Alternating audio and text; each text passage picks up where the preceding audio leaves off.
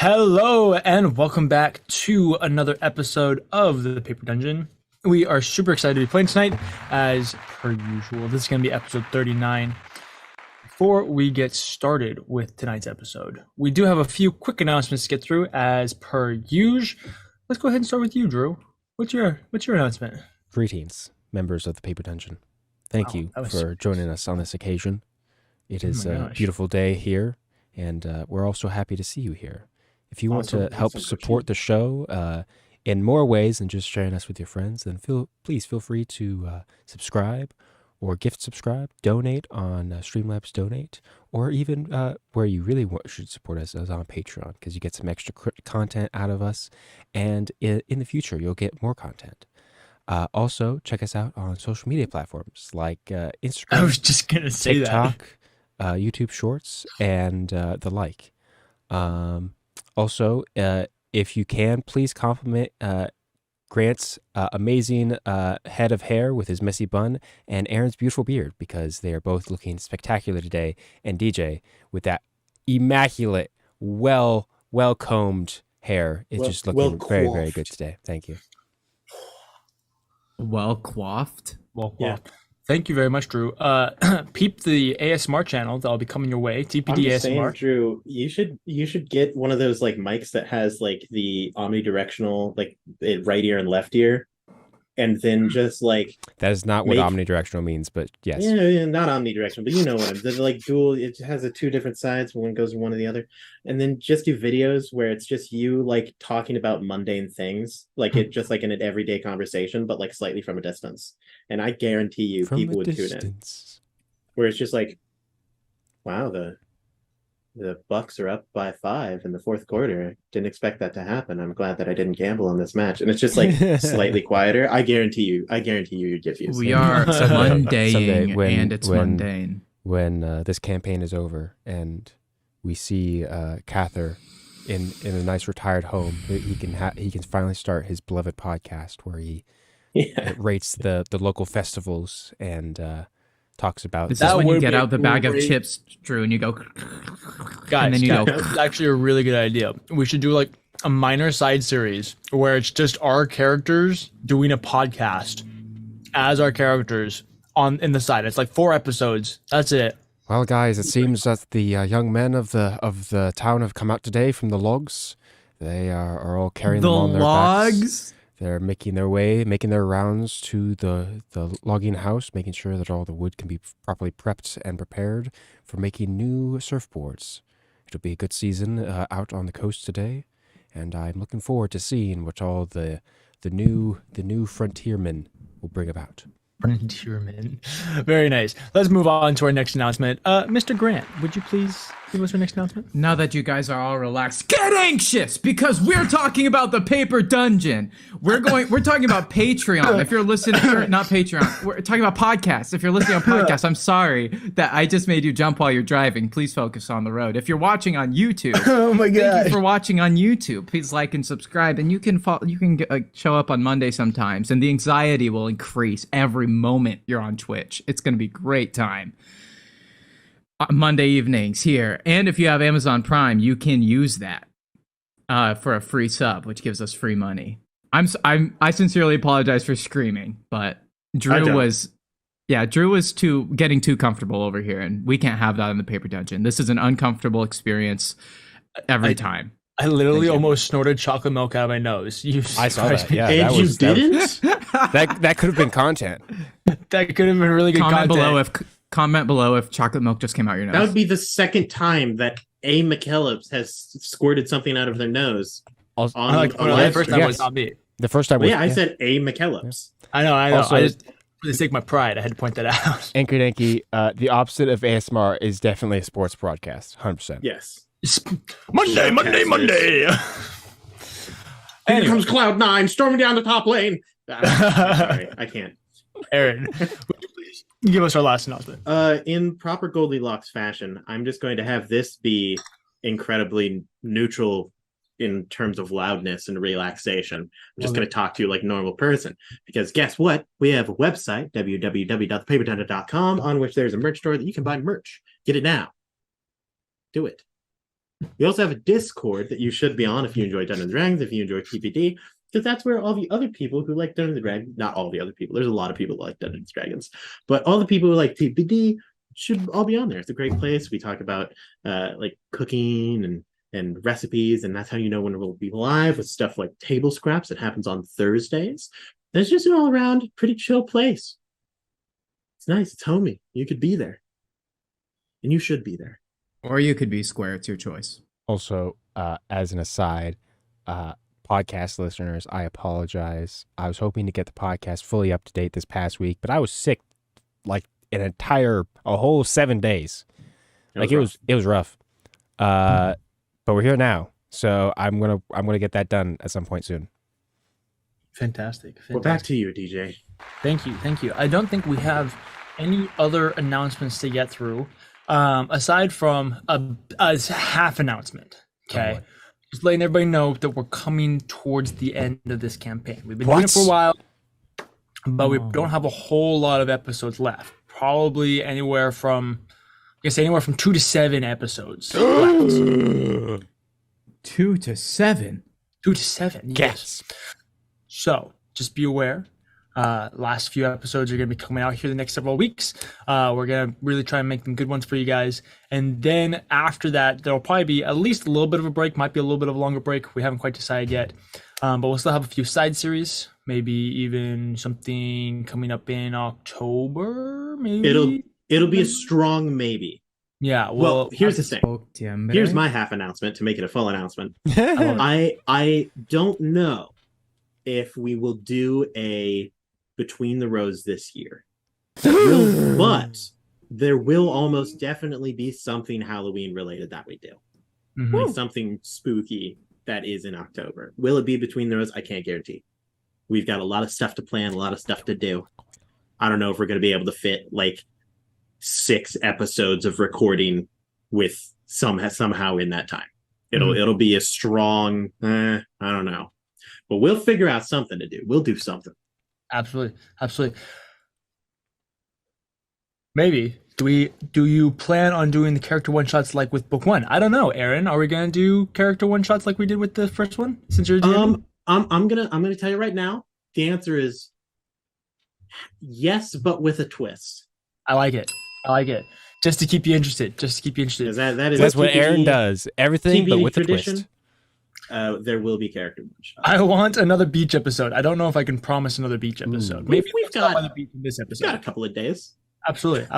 With all that being said, let's go ahead and get started with tonight's episode. Drew, roll the clip.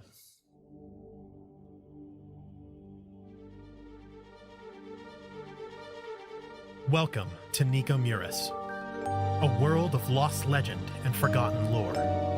As the world, still recovering from the decimation of the trial, approaches the turn of the century, ancient evil returns with a lust for darkness and ruin. Follow us into a planar conspiracy as powers beyond your imagination plot the downfall of all that is right and good. 3 years have passed since our heroes fought a war to reclaim a fallen land. Now, they must once again take up arms and write a new story. A tale of glory, fear, and fortune as they make their way through the Paper Dungeon.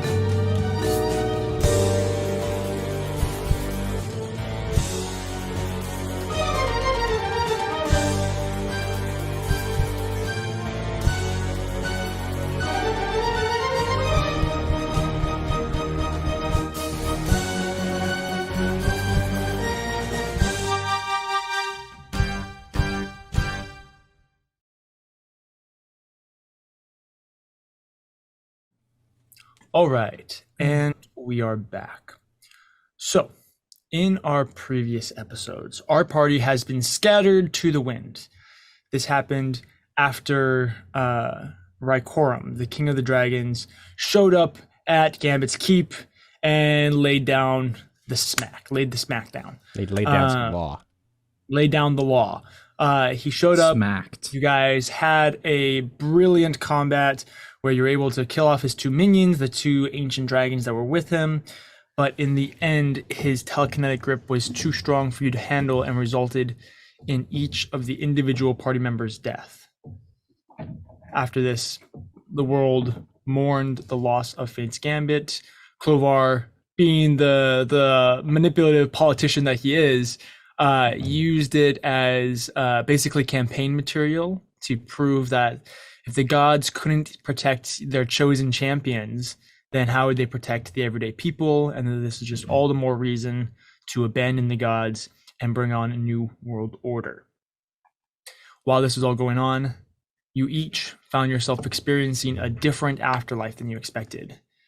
Instead of going to your respective places, each of your souls were hijacked by Lanantari, the mother goddess, where each of you had a conversation with her. You learned a little bit more about her, about the world, about yourselves. She granted each of you guys her own boon, a very nice little ability. Cather gained the ability over death. Abinthy gained the ability over the weave and learned how to use mana pools. And Edward gained a mote of creation, basically the ability to create or destroy just about anything, and gave him some other little benefits by having that title that will allow him some really cool things in the future. You then each returned to the material plane with a quest. Cather, you were joined by Kiyomura and a newly resurrected Vizon to hunt down Raikorum and to end him.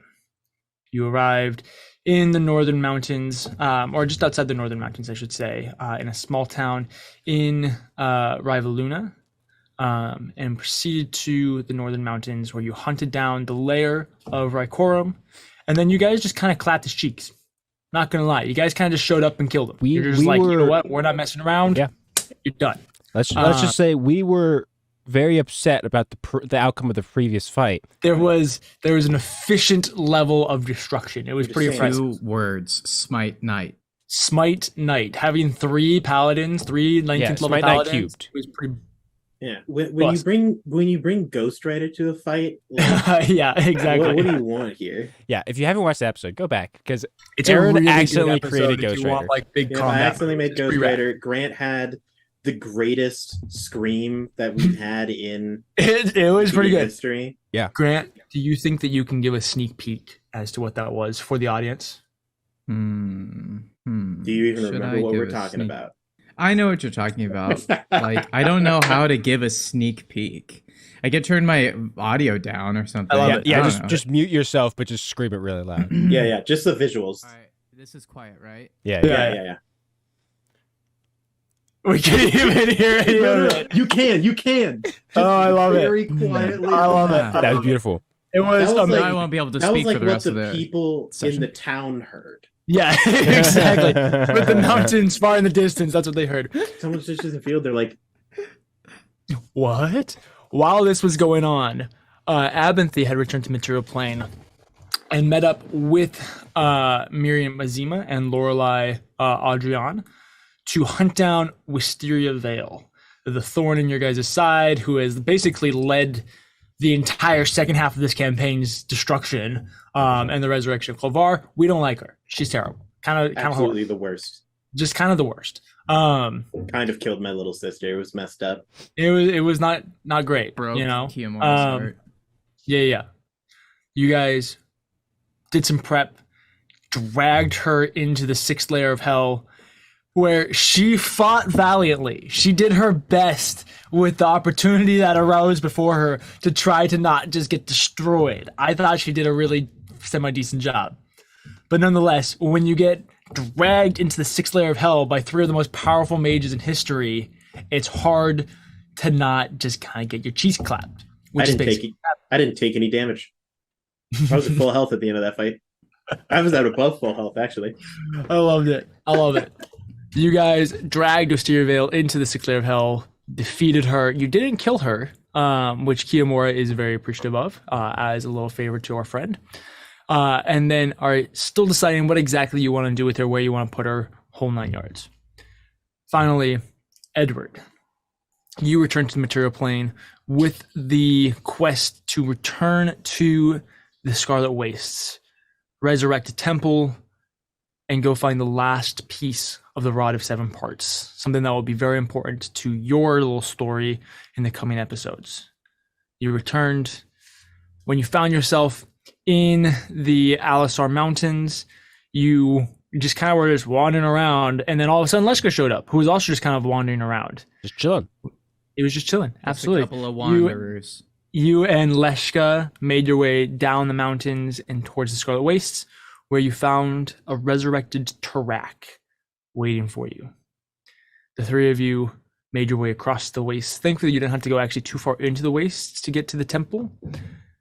You found this temple, a temple dedicated to Lonantari, a temple from long before the Age of Pandemonium. We're talking early days of the Age of Wisdom. Very, very old. One of the oldest things in this world. You went into the temple. You discovered a way to get actually beneath the temple, which is really where you're going, and discovered a small dungeon. You cleared out the dungeon very, very quickly and efficiently and found yourself in a main room. I don't know what to call it. Kind of a central room where there were several pillars. There was a main dais with the Rod of Seven Parts, or one of the pieces of the Rod of Seven Parts on it. And along the back wall, there was one of the 6 truths, the abominations that brought on the trial, slumbering in his chains against the wall. It was a horrifying sight.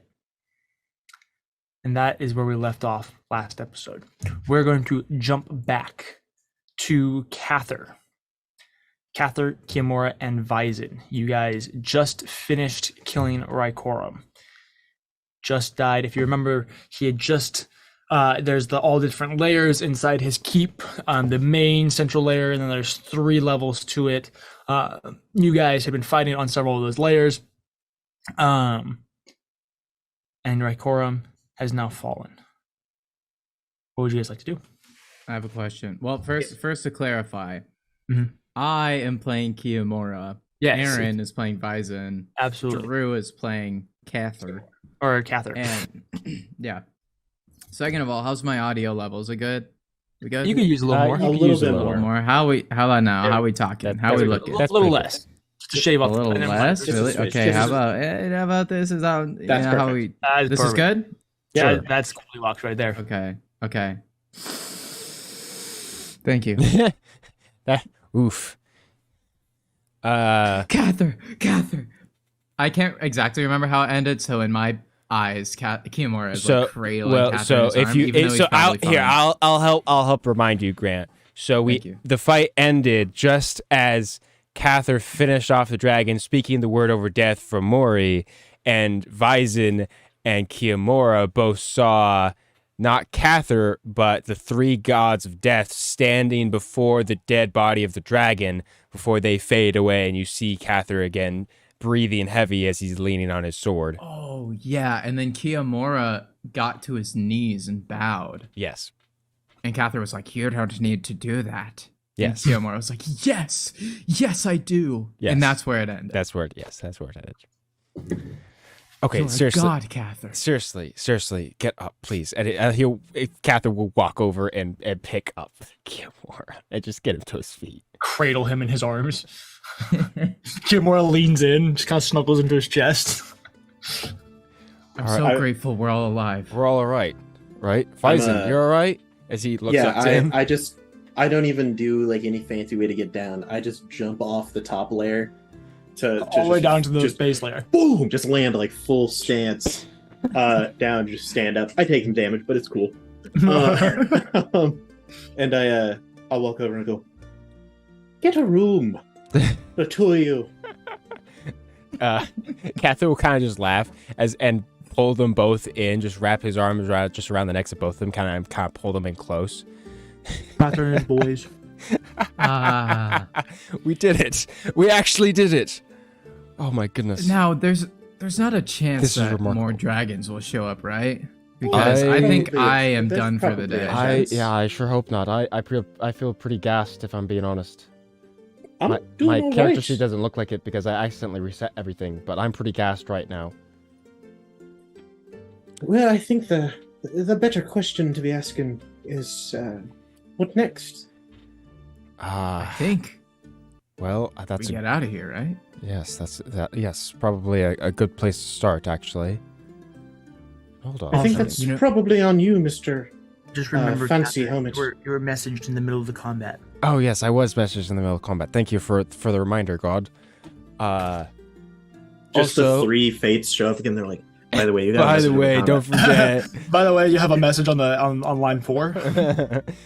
Just also, just so we're all aware, Kiamura, I guess you would be the one most concerned about this besides myself, but it seems that Edward is doing all right. He's with Leshka and Trak, apparently. That's fine news. Yeah, I thought Trak died.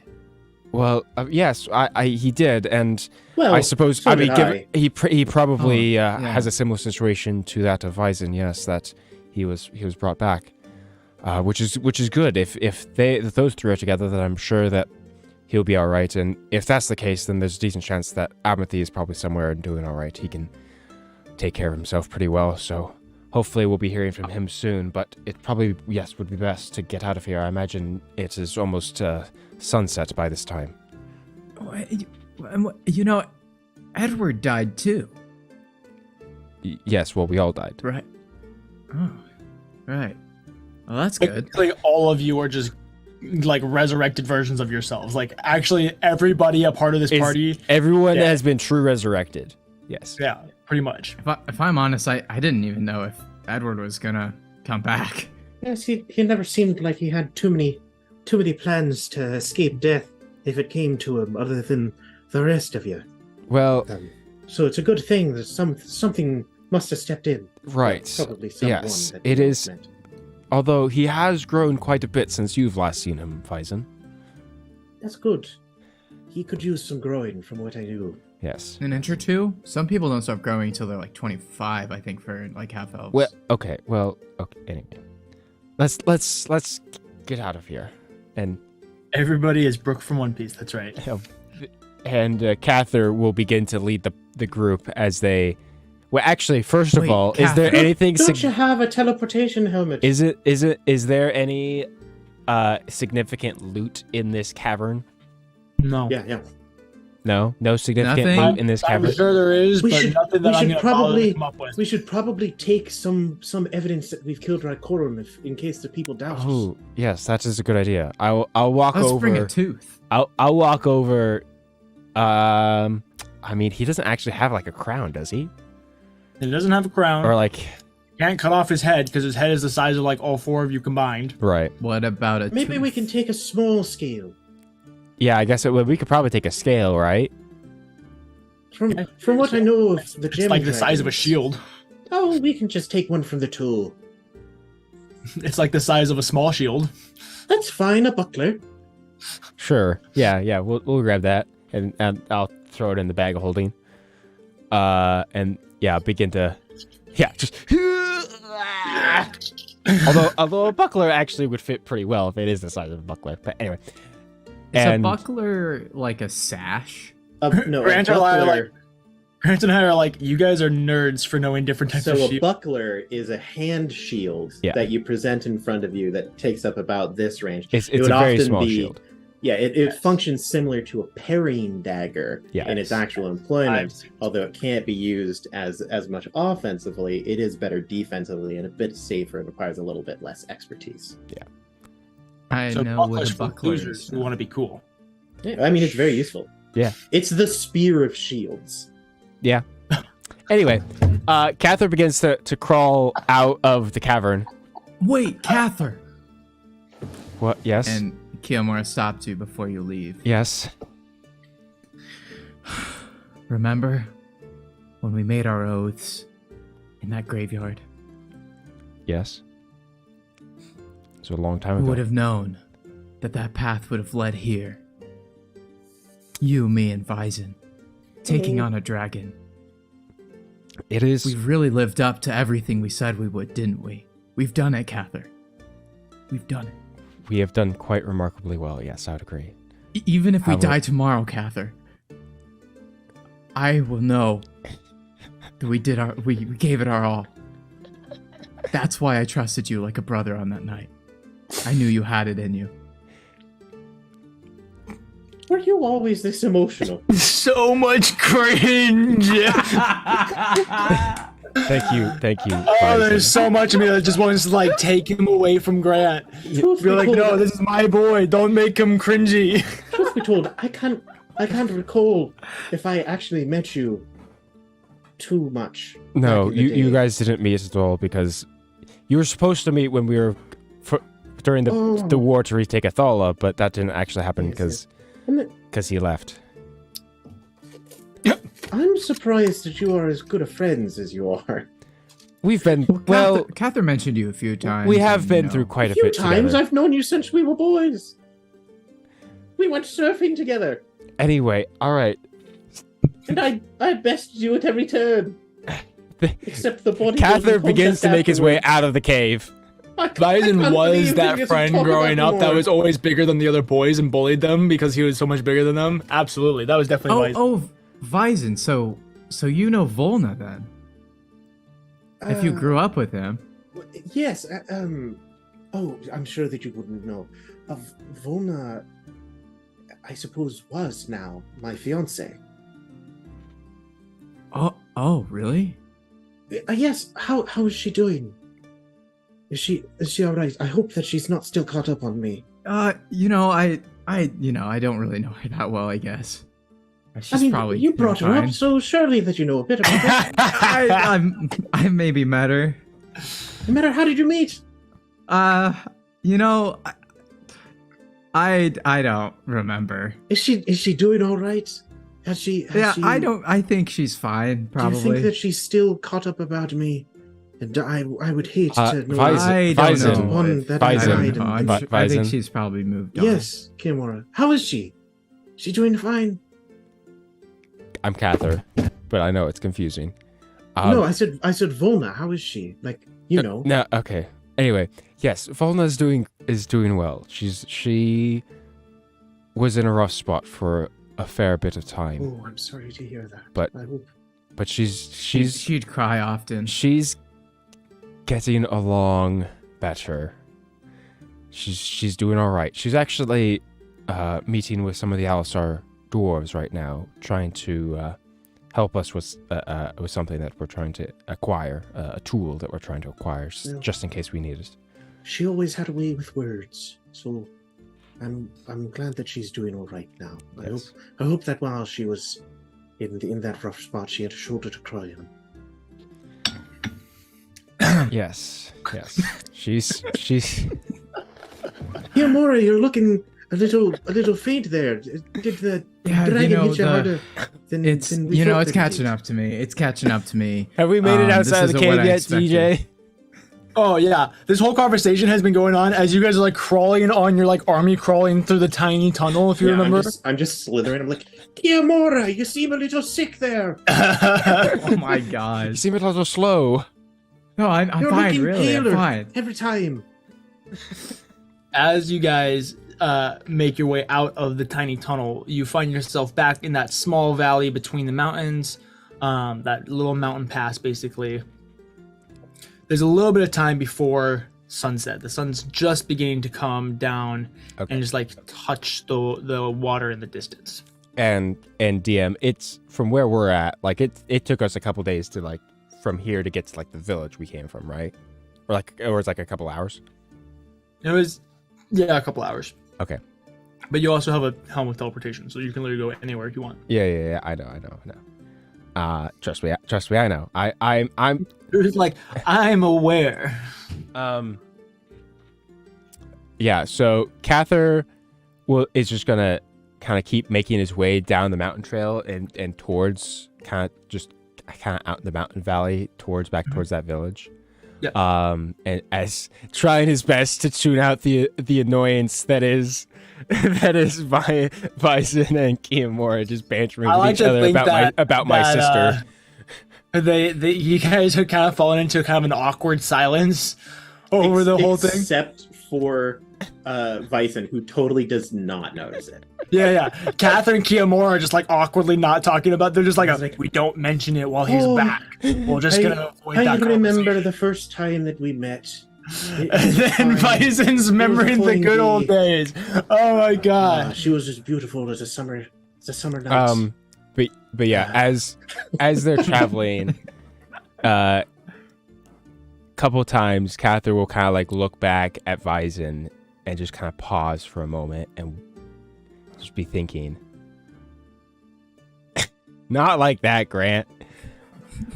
and just kind of Yes. wondering to himself how long this moment will last where he has his best friend back, and how long it will be before he has to say goodbye again, and we'll kind of keep going, and eventually as the sun begins to set, he'll pause actually and kind of actually go up kind of and find a spot kind of propping just slightly up on one of the hills or mountains that are still nearby as the sun begins to set. And I'll just kind of watch, and as the stars begin to fill the sky, he'll kind of pull Kiamura and Vison close, and he'll say to Kiamura, "The stars really are ever beautiful out here. How well do you know them, Kiamura?" When I was a young one, my father used to take me out during the night every now and then, and he would teach me about the constellations and their stories. I think he made a few of them up, but those are some of the best memories with him. That's good. I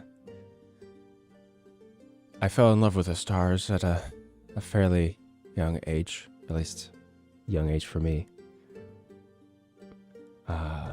Many years ago, and now at this point, I remember Vison, and he'll kind of give a squeeze, kind of just as he's got them both just kind of wrapped, again, kind of just has his arms wrapped around.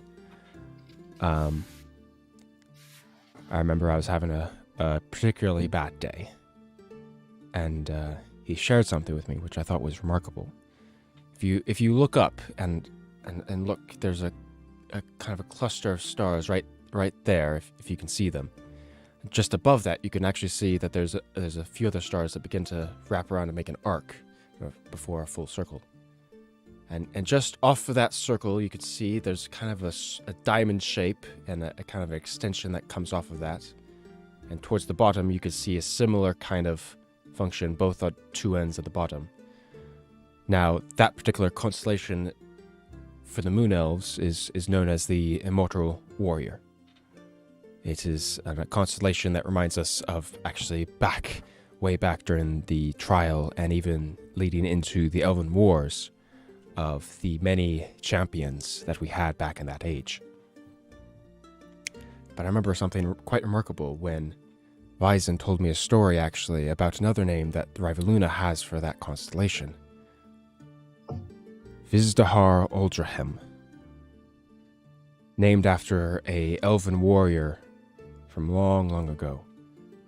One who played a vital role back in the time of the trial even. And later his generations of kin would play important roles in many elven events like the Elven Wars and beyond. And he shared with me that because Vizdahar, that man, is his however many great-grandfather of heritage. Really? He is a descendant of him. And I thought it was quite remarkable that still to this day his bloodline remains and has affected the world in such a way.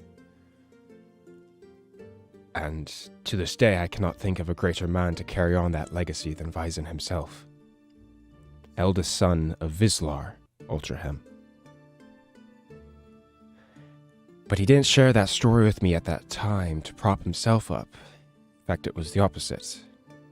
Vison is the most humble man I could ever know. He never once sought after glory for himself. And he shared something that is less known, but still equally as important, especially to me. That all the way back then, Not quite as far as the trial, but as far back as the Elven Wars when they first began. The Ebenthar name was first found in its glory, in being the right-hand ally to the Ultrahems.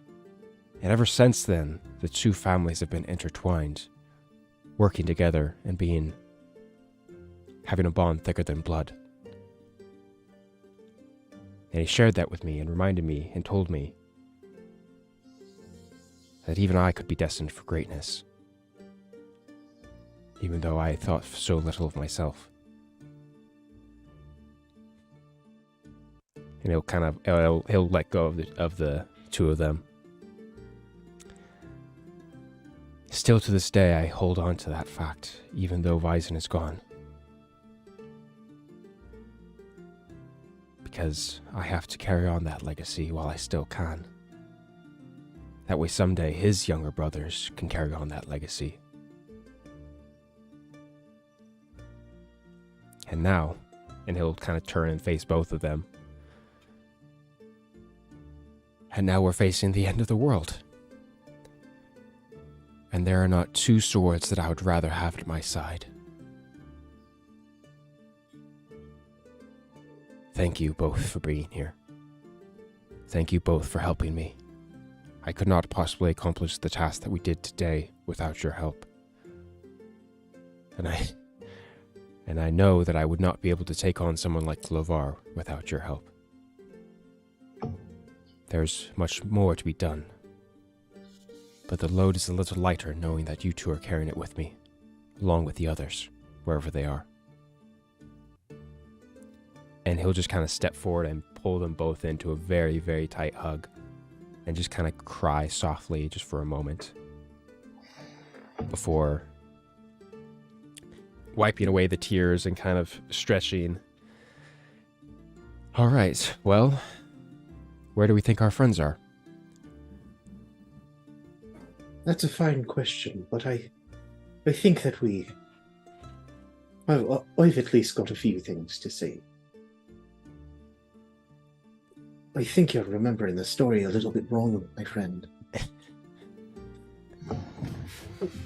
You may be the right hand, but it's the right hand that carries the sword. Heather, it's good to hear that your head's still in the stars. And I hope that while I've been gone, you haven't beaten yourself up about me. But you don't have to carry the legacy on your shoulders. I lived my life, and through all of it, I only regret two things. If I could live my same life 1,000 times, I would do it the exact same way, change 2. I would have loved Fona better. I would have spent more time with her, knowing that I won't have all the time in the world. And I would have spent more time with my brother. You. And I would have spent more time telling you more stories about the stars that aren't about me. Heck, I would have named a constellation after you. So stop worrying about me. I'm still here. And even if I'm not here, I'm around. And I'm sure that when all said and done, when you finally to retire to your fancy little island and have your time walking around in the woods or whatever you do with some strange bipedal deer creature, maybe you can stop by and see me at the gates of eternity. By all means, I've got plenty of time. We aren't doing a whole lot. All right. I'll do that. I guess that means it's my turn. Kiamor says as he kind of stretches. You got something to say too. Of course I do. Well, by all means. We're about to start crying in the middle of the forest. There's no better time. Well, first of all, Vyzen, I think, after getting to know you, I think Volna was lucky to have a man like you when she did. And Cather, you are so consistent. And the world needs consistency. And you bring hope. And the world needs hope. And you bring compassion. The world needs that too. You bring a lot of things the world needs. I, on the other hand, my dad told me that constellation was called Snail with a Knife. And compared to you guys, sometimes I feel like a snail with a knife. So I feel like I'm really just lucky and honored to be here with you two. And so... Cather will just pull the two of them into a tight hug again. All right. That's enough sentimentality for one night. Now, otherwise, we're gonna go soft. I've got one last thing. Well, two last things to say. Kiamora, I've been noticing you've brought up Volna quite a few times in the past war. Is there something that you haven't told me? Come on, spit it out. Well, Kiamora looks at Cather like dead. I'm questioning. Well, okay, killing the people that I'm here to help. So, Vyzen, I should say it. I think it is. I think. Go ahead. Yeah. There may have been a time or two we courted, but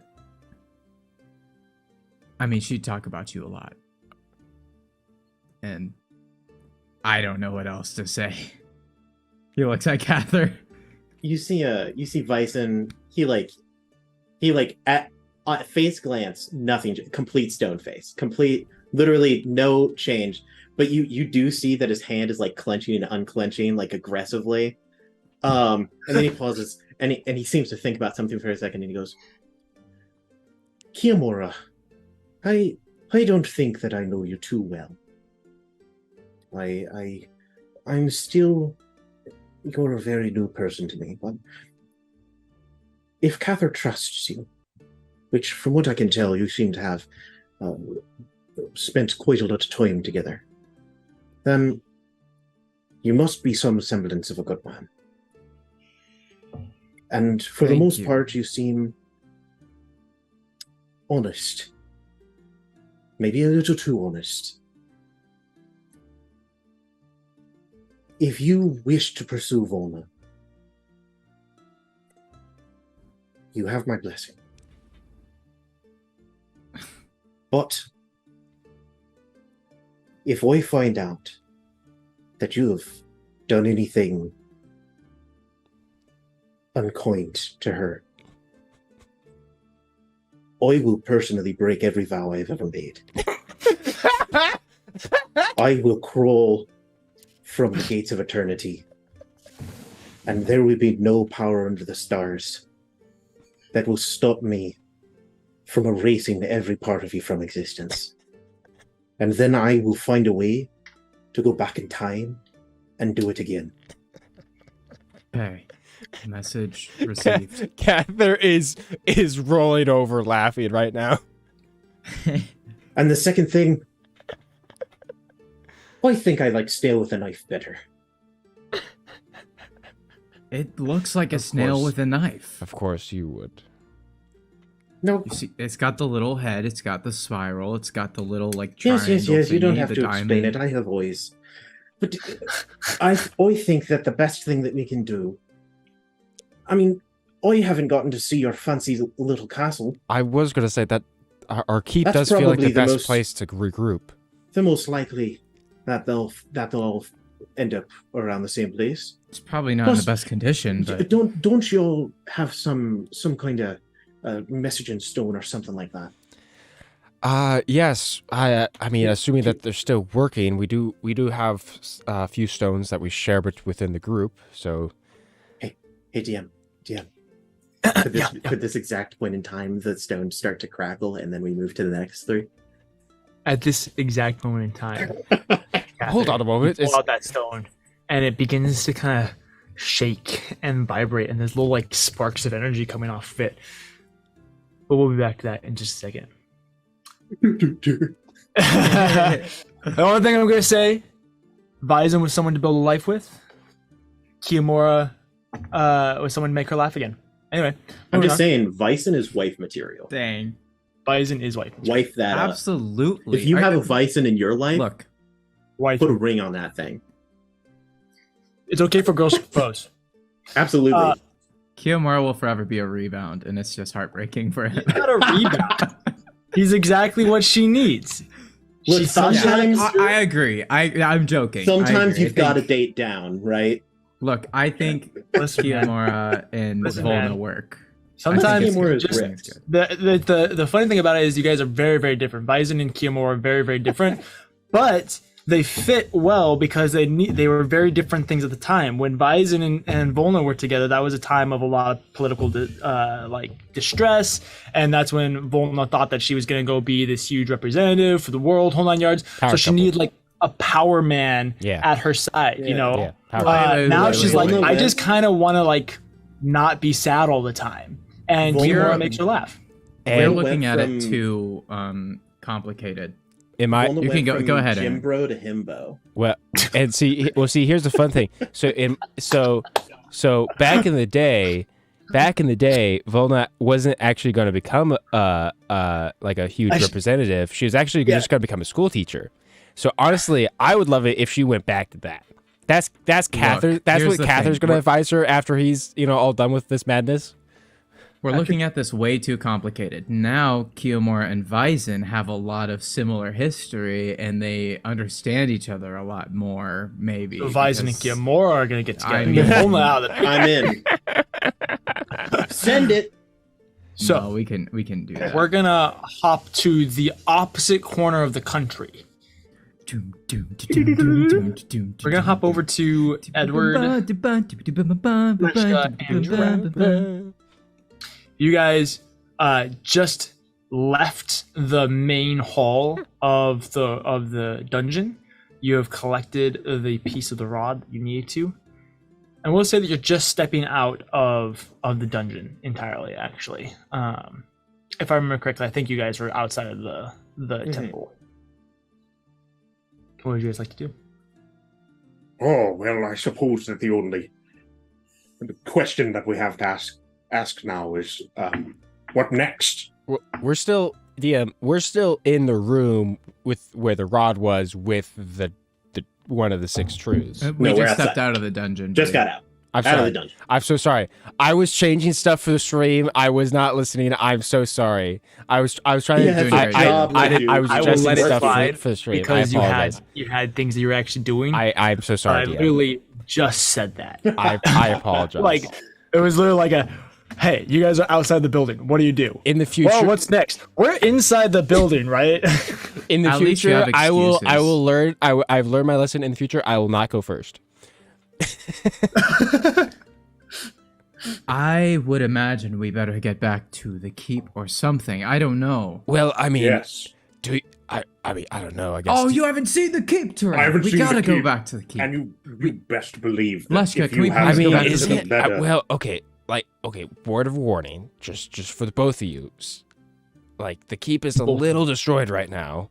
you broke I my keep. know. Well, The dragons broke your keep. How about an ancient dragon named Ikorum, the Dragon King? well, yeah. It's actually Next plan, we gotta kill the dragon. All, Kill them all. well. I think Get him that out. was on here. our to-do list. actually. I think Track that might be what Catherine's doing right now. I knew I liked him. At this point, Leshka, Uh-huh.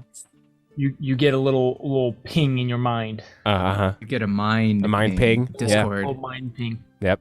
Did you? From Lada. Yeah, it's like the Skype call, the do do do do do do do. Anyway, Yeah. bop, bop. Leshka, we have the Vestrusian blade. What would you like us to do now? He turns to the others and says, that is great news. We will meet you there and plan our next steps when we meet you there. I think he got a phone call. Okay, guys. Quick change of plans. Sorry. I got a message from Lotta. Edward, they have. Remember Lotta? The dwarves have finished the Vestrusian blade. Really? Already? Apparently. So, which is great news. That's good. So perhaps. So I told them that we would meet them there because that's probably the simplest thing to do. And then I'm gonna be chill with that. Like last time that I showed up, things weren't great. Well. What? You mean the Dwarvish Civil War? I don't know what you're talking about. Yeah, we may or may not have caused a split in their society that could potentially span decades to overcome. If you are worried about it, I think I have a spell that can help with that. The spell Dwarvish Civil War render. Well, no, not that, not about that. I'm working on that one. That was resolve inner conflict. No, I don't. The spell remove racism. I thought I had the spell seeming, but I do not. Oh, it seems like you didn't add that to your spell list. All right. Well, here's the thing. I think. All right. Well, I think. To be fair, what can they really do? I mean, yeah. Yes, I think Turak, you're a legend. You came back from the dead, and even if they don't agree with it, they'll know that you have the chance of stopping Clovar with us. You have it. The Alistar dwarves are pretty like heritage things back from the dead, proactive. Yeah, they do resurrection. They do love experimenting and controlling the souls of the damned. So maybe I can just be like, "It's me. I have returned as a ghost," and they'll be and super I can chill vouch. with it. I can vouch. Yeah, it was. I like that plan. Gods. I like the plan. Okay, this plan's a good plan. I can teleport us. I could teleport us to the entrance to the main citadel, and then I'm sure we'll find them shortly after that. Go to Durith Dular. I'm going to go to Durith Dular. Yep, that's the place. The Divine Forge. The Divine Forge. If you haven't been there yourself, I know that. You know all this. Come on, there was a whole arc about this. Can you let them know we're coming? I've been there, so we're all good. Has your call been on hold this whole time? What's that, Gordon? Can you let them know we're like going, so we don't just appear? I did. I let Lotta know that we're coming. Oh, sweet. Good. That's why I told her that we would meet her there. It's rude to listen to other people on phone calls. Yeah, I decided to not eavesdrop because I'm a good boy. Yes, you are. Pat. Anyway, are we ready to go? Do we want to do anything? Did we decide? Did we want to just leave the temple just as it is? I was raised ready. I mean, do we just want to leave? Because the entrance is still open and the Sixth Truth is down there. That's kind of I don't think it's going to change too much. I say we just go for it. It's a monument. Yeah, these are only pretty things for thousands of miles. If they hadn't found it yet, they probably won't now. I say we revisit it. Plus, the orcs are going to be so weirded out. Okay. I think that's worth it. Great. All right. Well, that's fine. What's the worst that could happen, right?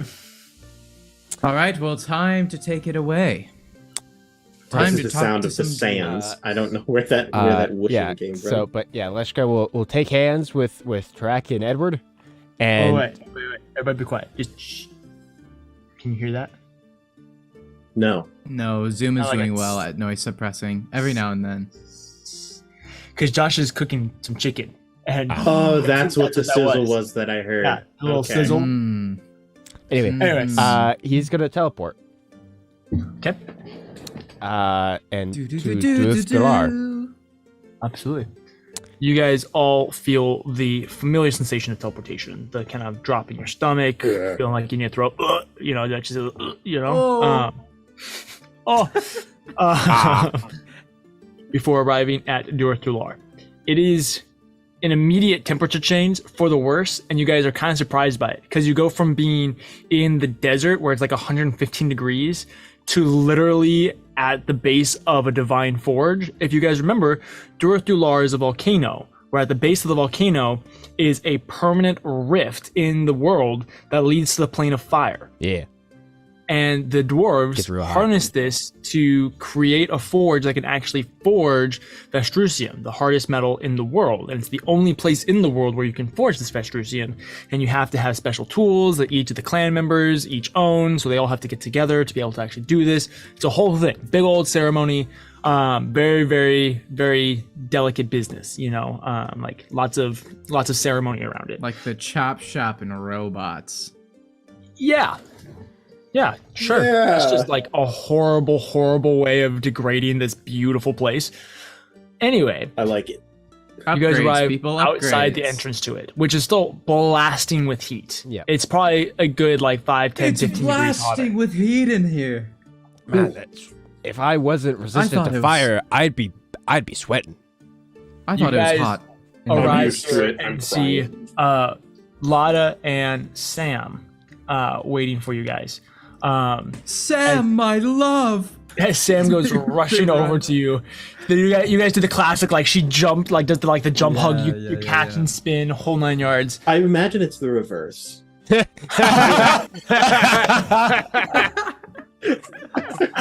I don't know. I love it. Grant, are you going to take that disrespect? I think it's funny. It's Tell probably me, true. How She catches you, she thought- spins you around before setting you down, and she immediately grabs both sides of your face. She kisses you.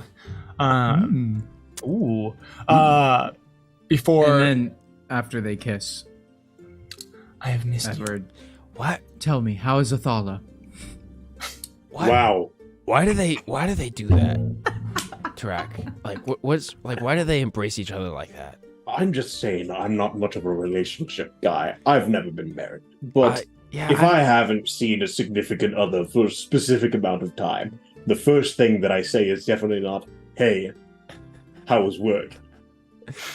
do, that does feel a slightly off base. I've never really had an interest in romantic You and me both, relationships. buddy. You, and me you both. say that, and she goes from. Did you just ask me how Athala was? I'm sorry, sweet. You've been on a. I've missed you. I've thought of you every moment of every I day. went to your funeral. I only eat half of my meals because I wish I could share them with you. That's Wow. just dumb. You have to save the world. Master. You can't try and be romantic now. I watched you die. The first thing you do when you come back is you ask me how Athala is? God, Sam. the Rizzler himself. Oh my goodness. Sam, Oh, you can't be this What? funny, guys. I'm still recovering. I'm sorry. I can't.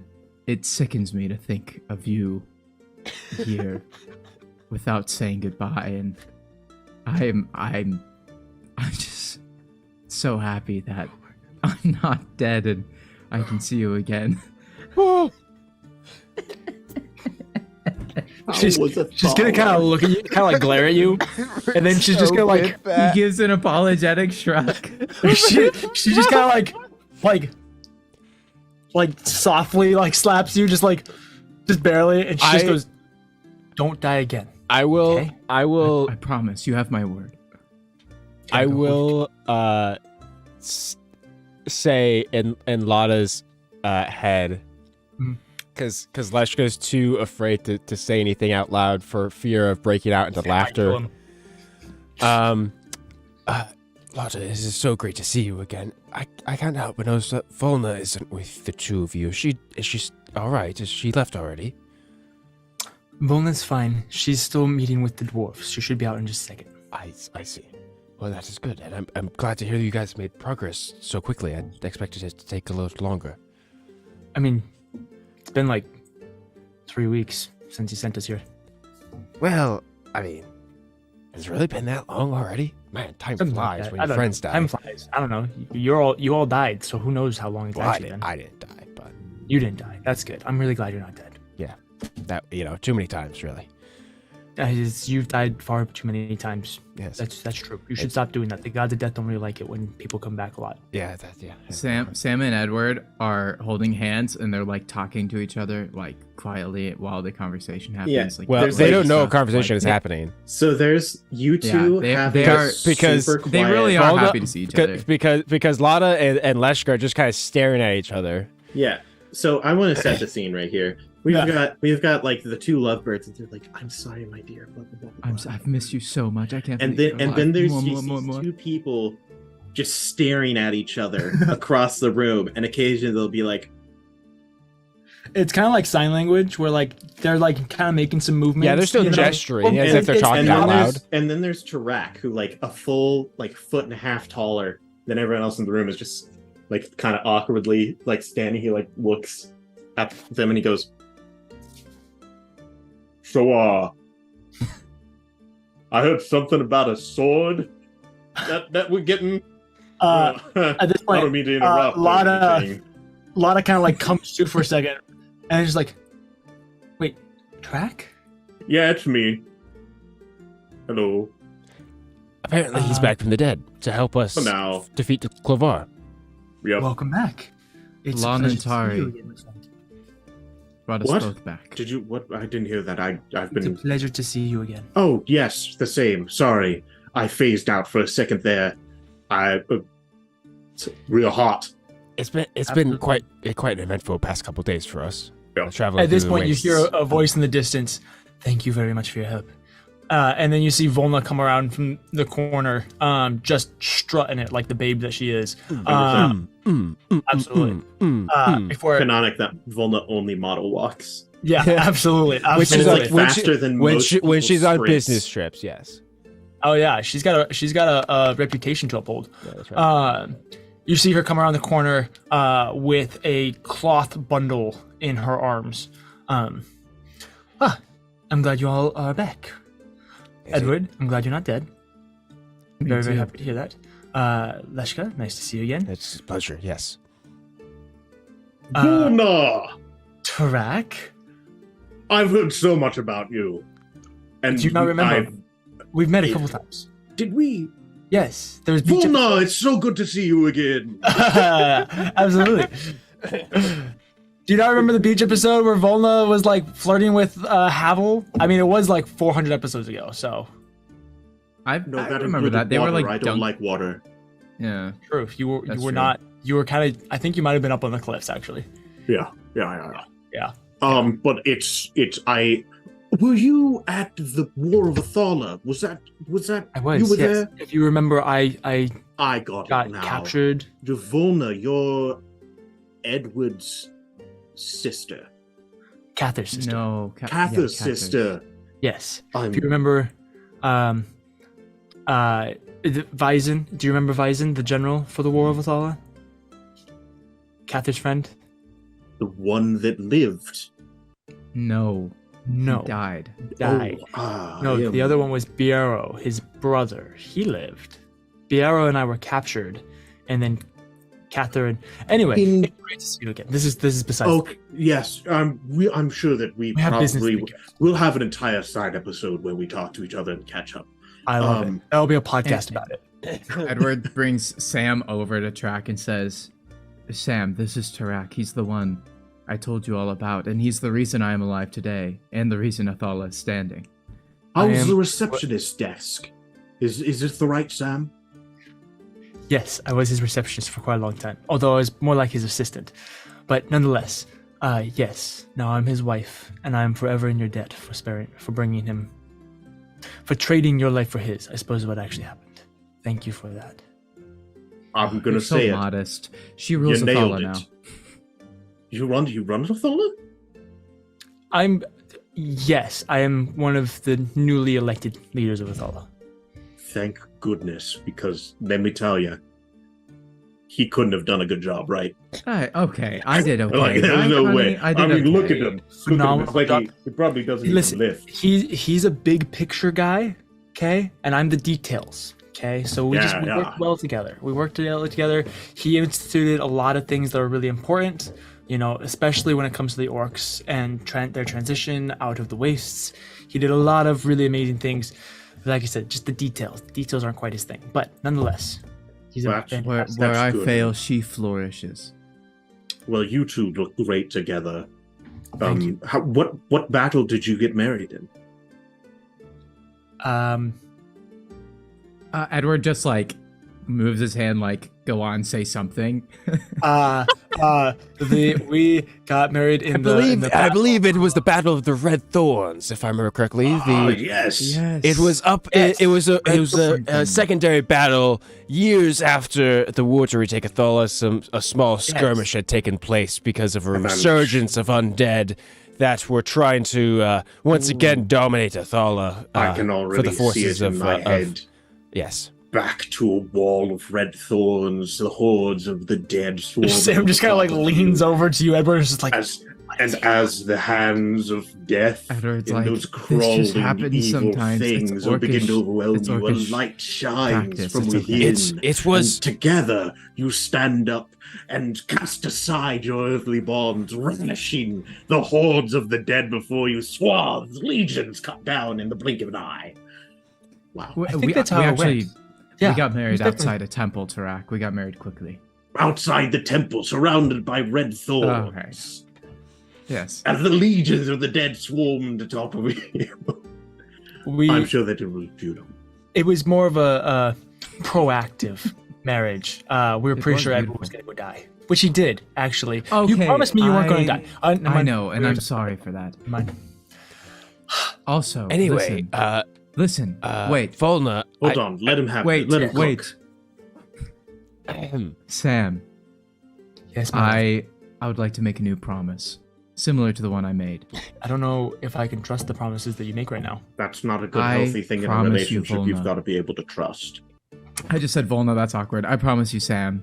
That wasn't canonical. That was good. He switched characters real quick. It's because Grant's used to Kiyomura, who's flirting with Volna. I got you. Yeah, Sam, we'll let that slide. Edward Yes. takes Sam's hand.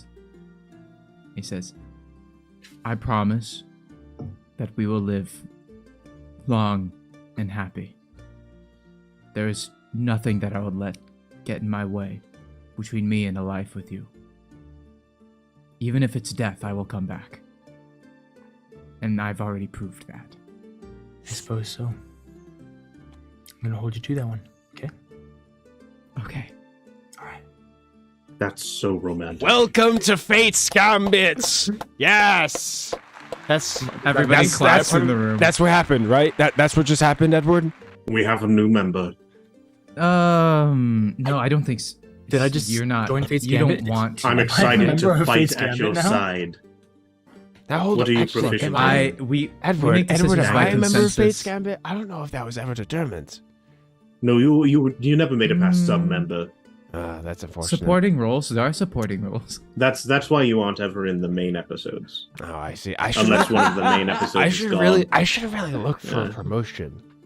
Let me tell you, it's a tough. Maybe ladder to I should talk to Catherine about This that is when I see him all again. very important business, I'm sure. Volna begins. But maybe we should move away from Dular. The dwarves don't really like us just hanging out in front of their Yes, that is true. Who's all leaving? all of us. Great. Everyone circle up. Where are we Edward headed? points at the no loitering sign. Yeah, exactly. And it's like there's like a dwarf like beheading someone beneath it as the graphic. And once everyone is circled up again, he will cast teleport once more and take Wait, did we see the sword? It's No, it's wrapped still in the bundle. Oh, it's in the bundle. and Right, thank you. teleport the group back to Gambit's Keep. Correction. He's gonna take them like up the hill above Gambit's Keep. That way they don't just teleport like in a bunch of rubble.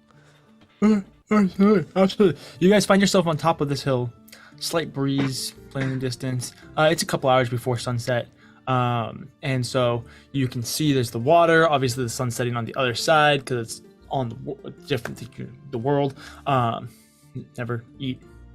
Sorry, waffles. Sorry, Actually, it would be watermelon. setting on this side. Now that I'm thinking about it, because you guys are on the west coast, so someone would be sitting on that side of the water. which means that I was wrong earlier. Anyway, you guys look down upon where the keep was. And I say was because it's really not there anymore. Oh, no. See, most of the walls have been destroyed.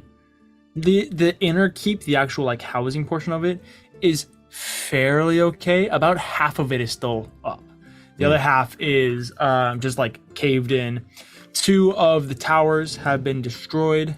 Thankfully, there's not an orb of annihilation just sucking everything up, because that would really suck. The teleportation room is destroyed. There's like the housing outside of the walls for the servants, stuff like that. That's all fine. That's good. That's good to go. You can see that the dock down by the beach is on fire still somehow. I'm really hoping that the 2 towers that were destroyed were Renaya's and Cather's, because they had the least interesting things in them. It's true. That's true. Sure, we'll say that. Yes! Yes! We still got all the cool tower stuff. Well, perhaps, Edward, maybe in a day or so, when you are able to use that mode of creation again, you could rebuild it, and it could actually operate once again as a base of operations. Wait, you have a mode of creation? What's a mode of creation? Wow.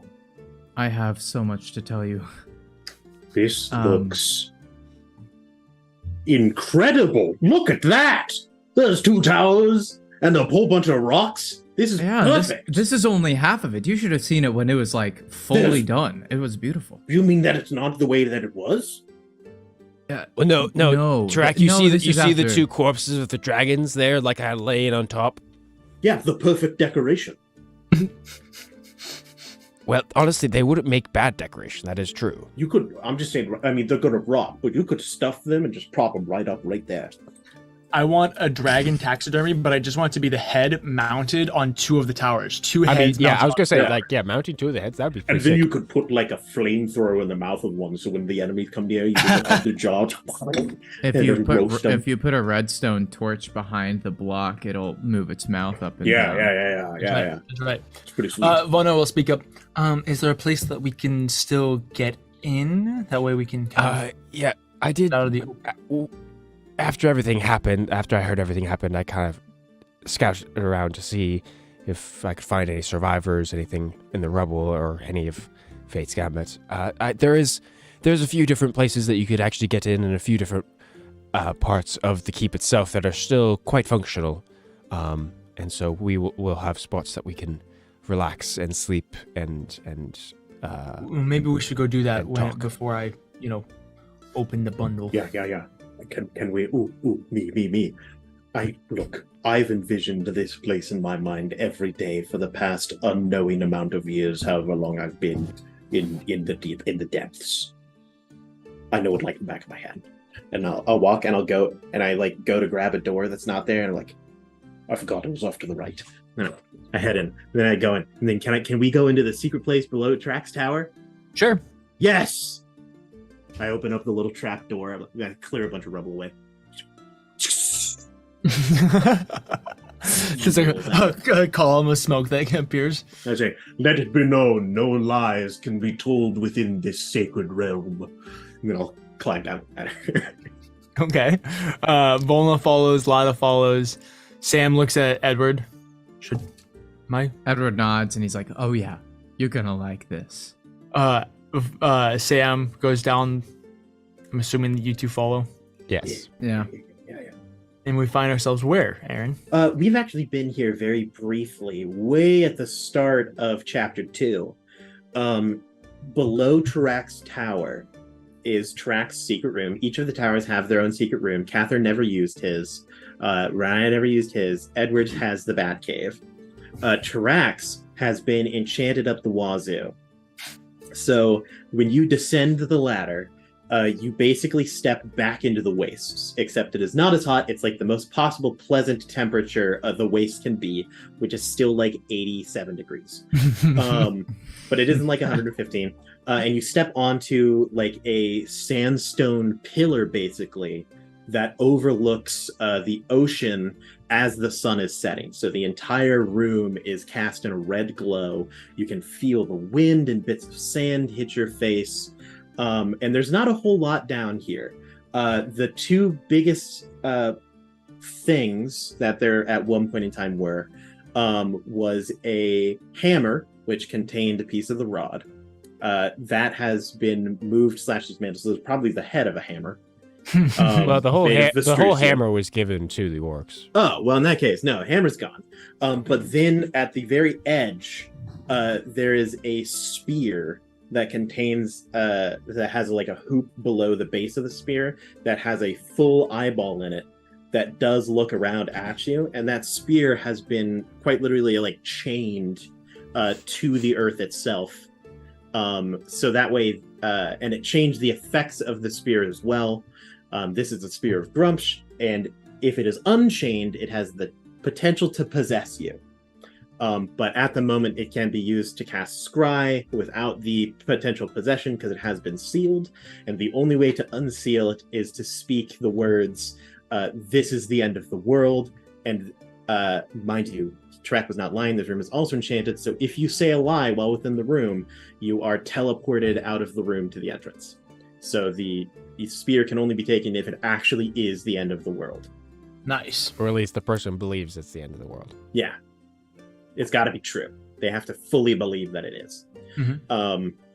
And so, yeah. So this is Trek's home. It's there's like a bunch of, there's like a... It's like not too hot, but like, I feel like I have all the benefits of a sauna, you know? Oh, it's incredible. Beautiful. Now it is still a room, so you can't actually walk off the edge or anything. Like you'll just hit a wall. It's like a really well painted room that looks like it and feels like it, but it's not real. I don't know. I think it's a little cold in here for my liking. I know, but what are you going to do, right? We can, you know how hard it is to enchant a room with like 117 degrees. That's tough. That's true. But 87 was attainable. 87 to 93 is pretty doable. Well, but we should be safe here. I am not a holy warrior, so I guess I'm gonna. She hands this to you, Edward. Holy warrior. Me? Is the blade itself magical? Do we know, or is it just? I don't think it's actually magical. I think it's just a Vestrusian blade. All right, interesting. Well, I mean, I shouldn't have it because I'm not really a big attacky guy. That was in my youth. I'm a changed orc. Edward, if you would like, I could hold on to it and put it in my own personal bag of holding, at least until we regroup with the others, perhaps. I mean, you're a sorcerer. I say we keep it with the person who uses swords. Well, yeah, I guess. Cather, I mean, I think. I'm not think Cather, I can... but I'm Leshka. But Close enough. Dang it! I think I can hold on to this. All right. If it you might come in handy. If you so desire to. I just wasn't sure, you know. It Edward seems kind of like a big blade for like what you usually use. Edward will use one hand and grab the handle. This is like something I can wield, and there won't be like consequences, right? Like unknown consequences. Edward will grab the hilt, and he take will off the cover. slowly unsheath the cover and hold it up to the light, kind of. Unsheath the blade, and it's kind of like when Aragorn unsheaths whatever it's freaking called. The Drew, what's blade. It's literally behind you. Yeah, it's the sword behind you, Drew. Hold on. Come on. Because I'm gonna say the only it thing if that you comes to mind is Anduril. Anduril, Yeah. yes. Yeah, I was Yeah. thinking From the west. Elendil. Welcome, Tiger Shark, by the way. Good to see it here. Yes, Anduril. The flame. Nonetheless, it's kind of that scene where you unsheath and you pull it out, and it has this kind of space gray blade, kind of like Sokka's space sword, the meteorite sword. It kind of has that hue to it, where it's this like gunmetal gray blade. It's very interesting because it's kind of like a pumice stone, where it's very porous. It's not like an alloy or steel or metal where it's like this smooth, sharp, refined blade. Like this is a metal that like does not form well into conform shapes, and so it's like this pumice stone sword-shaped blade that's like gunmetal gray. The hilt is intricately designed. There are beautiful, it's this kind of steel motif, or it's like there's a steel hilt to it with the crossguard, and there's intricate etchings. Thank you. That's the word I'm looking for. There's an etching across the crossguard of like this amazing detailed battlefield with one warrior kind of like standing above the rest. And so like you have this incredibly detailed crossguard, and then there's like a leather wrapped handle, there's a beautiful pommel, and then you have like this pumice stone blade basically. Edward begins to do a few slow movements that you guys have seen him do a million times. They're just movements that he uses in combat that he's learned. Tarak, you notice that a few of them are things that you taught him, and a few of them are things that you've never seen before. And in a moment, he just looks kind of surprised, and he stops and he says, It's perfect. It feels almost more of a sword than my own. And then he says, I think we better keep this safe. And he puts the thing on it, puts it in his bag. Sheath it, wrap it back up, put it in the bag. Yeah, exactly. Fulmer, did they say that it had a name? They did not give it one. I must have time to think. Every good sword deserves a good name. Tarak is quite adept at naming, if I do say so. So, do you know... I mean, Edward, if you're alive, does that mean everybody else is? Is my brother alive? Is Kiamura alive? Oh, you must have missed it when I mentioned this before. Yes, he is alive. I can say that. I messaged him earlier. He said it was a bad time, and then I think I heard something about it, like a dragon or something, but yeah, I'm sure he's fine. Kiamura, he is essentially the god of fate to some degree. I'm a little confused. That's Volna, not Kiamura. Oh, I mean Cather. Cather is we've got a lot of characters to keep track of right now. There's like a good 12 people to keep track of at the moment. Yeah. This is what happens when you have a campaign that lasts 3 years. Let's go. Let's do it. I think it's worth mentioning. None of us, well, we did die, I think, all of us, but we didn't really go to the afterlife. Not the one that we expected. I was visited by Lanantari, the creation goddess, and I have reason to believe that the others were as well. I have reason to believe that Tarak is here, thanks to Lanantari's intervention. She's weak, and we are the hope. We are the last straw, the last possible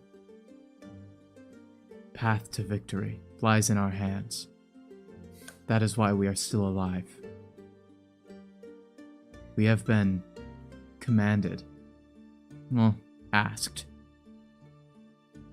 to save the world. We must stop Clovar. Lanantari is on our side. And I believe that it is possible.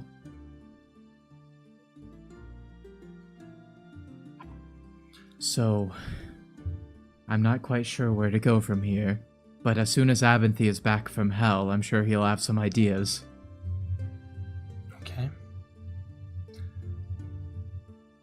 At this moment, you guys have wandered around a little bit, hung out. Edward, you notice that the sending stone that you have in your pocket kind of starts to vibrate a a little bit. Yeah. You pull it out of your pocket, and there's like little like kind of sparks and flashes of light as it's kind of like starting to vibrate. He drops it. Yeah, absolutely. We're gonna go ahead and stop there with you guys, and we're going to make our way over to. Do I want to do this? Yeah. Actually, we're gonna take our break right now. I think. Good I call. think that's a fair time. Yeah, I think that's what we're gonna do. I think we're gonna take this moment. We're gonna go ahead and hop onto our break. We'll be back in just like 10 or 15 minutes. When we get back, we'll get back into the planning, the session. Life will be good. So don't go anywhere. Happy to have you guys, and we'll be right back. See you later. All right, and we are back. Grant is showing off his cheddar dog. In offense to God. Aaron is going to eat a sandwich. I have obviously changed because I spilled chocolate milk on myself earlier. Life's going great. What a The baby. milkman returns. Meanwhile, I am perfect. Less milky than before. Absolutely. We're going to pick up right where we left off, which is transition over to the Nine Hells. Let's Abinthy, go. Miriam, and Lorelei. You guys just finished defeating Wisteria.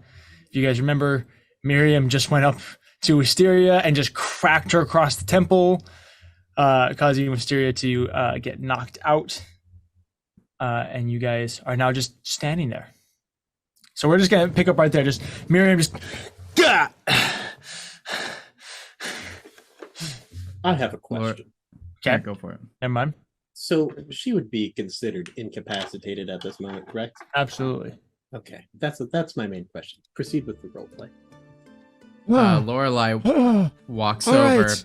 and kind of... I did it, Apathy. I didn't kill her, despite every fiber in my bone telling me to. I am so... Oh, I almost went into... I'm so proud of you. Oh, goodness. You did a fantastic job. We got there, everybody. Edward, Now what do we do? Sorry. Lorelei pokes Wisteria kind of in the forehead. While she's still unconscious, I'm Whoa. gonna roll her over. I'm gonna throw the dimensional shackles on her, and I'm gonna loot all of her all of her pockets and take all of her stuff away from her. Okay, great. I thought that would be easier. Or harder, I mean. I thought that would be harder. What part? The fights or the looting her unconscious body? Or the raiding fight of her part. corpse. Well, she's not a corpse yet. Well, I know of a prison cell that is currently empty. I think that we should take her there first. I have a plan afterwards, and then we can wake her up and call it good, and then figure out the next step. Because that's the real question. What next? Abinthy, I hate to pry, and I love me a good mystery. You know I do. We're similar in that way. But I might have to know what you're planning. I plan on providing better shackles than what we currently have. Good enough for me. Let's take her to the You south. have what kind of shackles do you have, Apathy? Might I Oh, inquire? you'll see. You'll see. Miriam's like, wait, Oh, I new thing? can't wait. What? New toy? I can't wait to see what you have in store at Abinthy. Trust me, I'll show you. The Mage King Slayer. Stop. Well, close enough. You tried. I can't remember what it was. Mage Slayer. So we'll take her to into the lower part of the prison that has the actual prisoners, which Yeah. is messed up place. But yeah. Hey, should we say who we are now for the people Oh that yeah, that's probably have a hard time relatively remembering? important. Yeah, so I am Lorelei. I'm like lab coat, bad, like mommy energy. And I am like, I'm one of the sacrifices. And then that like Clovar needs or whatever. Or something like that. And then Miriam is... Yes, I am currently playing Miriam Azima, the dimensional sorceress who we found in the in-between way long ago, who told us not to pursue the pieces of the rod because they were a bad idea. You know what? She might have been right. I love the fact think that we it's have fade out. We have both Mama Bear energy and Mommy energy. And then there's me. I'm The Abinthy harem Cravens. anime. The harem anime yes, protagonist. Abinthy is slowly collecting a harem. And he is also a part of his own harem, which is interesting. But that's besides the point. So you guys take her into the prison, throw her in a cell. Yep. And then Abinthy is going to cast a spell. Ooh. I'm assuming that I'm gonna modify a spell. I should actually say. Okay. I'm going to change the spell, the 9th level spell, Imprisonment, so that the saving throw is a Dexterity saving throw. Okay. And since she's unconscious, she automatically fails Dexterity and Strength saving throws. Okay. And I'm going to use the chained version of Imprisonment. Okay. So I'll take some fancy chains. I couldn't find the exact type that I need. I'm pretty sure it's mithril or something like that. Yeah. But we're in hell, and my wife is kinky, so we've probably got some mithril chains laying around. And then I will cast Imprisonment, and massive chains will sprout from the floor of the prison cell and wrap around her limbs and body and bind her to the floor. And so she can no longer be located by divination, and also cannot be moved by any means. Okay, absolutely. Do you wake her up? Yeah, well, I'll sit around. We'll take a breather until she eventually wakes up. I would like to have a bit of a conversation with her in private, if you wouldn't mind. And then you two can have your own time if you need. If you're certain she can't get out of this. You thought through it? It would take a lot of work. Grant, you would recognize the imprisonment spell and know the features that it has. Yeah. You probably invented it. Maybe. Probably. Okay, Abinthy. I'll play her. Wisteria slowly kind of starts to come to. Well, have fun. I'll be back later. Come on, Miriam. Let's look around. Oh, we leave. Yeah, we leave. That was a good trap. I snap my fingers, and a invisible servant brings me a sandwich. Thank you. I put in a lot of work to it. We had 3 days of preparation. Yeah. So, what happens to me now? Well, excuse me. Good sandwich. Fantastic in help. You'd be surprised. Well, I'm mainly here because I'm sure that you have a couple of questions, mainly seeing that you're alive. And the reason for that is also the answer to your question of what exactly happens to you now. I presume that you're going to remain here for a very, very, very long time. And in that time, I mainly want you to ruminate about one notion. The reason that you're alive, Wisteria, is because someone loves you. Far, far more than you deserve. And I understand what it's like to love someone and to be loved far more than they or I deserve. And so I want you to sit there for a very, very long time. And in your mind, I want you to go over and over about the fact that by your hand, you betrayed and killed the only person who has ever loved you.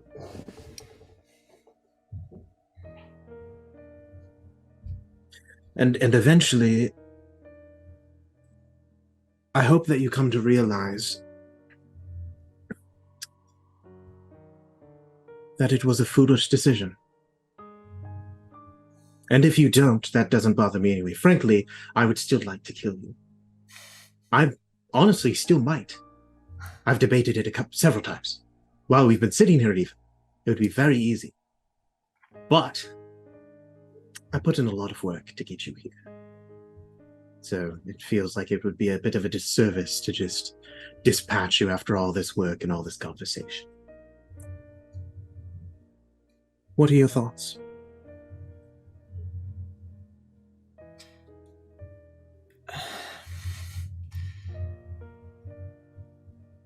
He was never supposed to get hurt.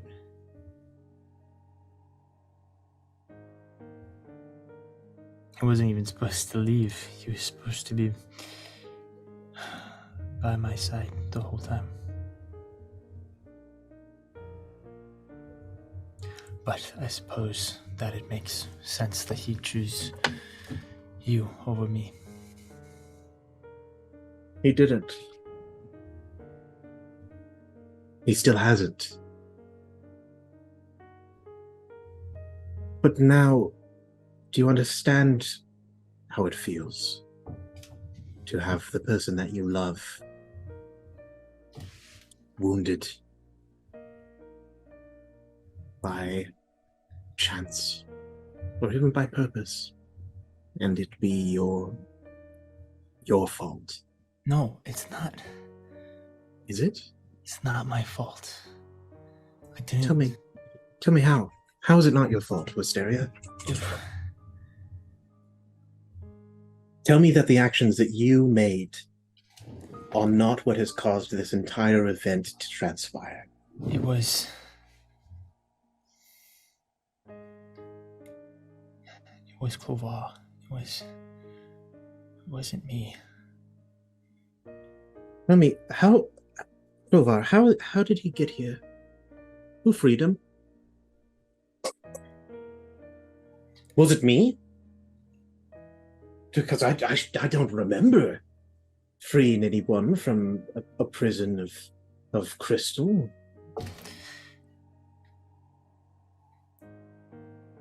He promised me he wouldn't get hurt.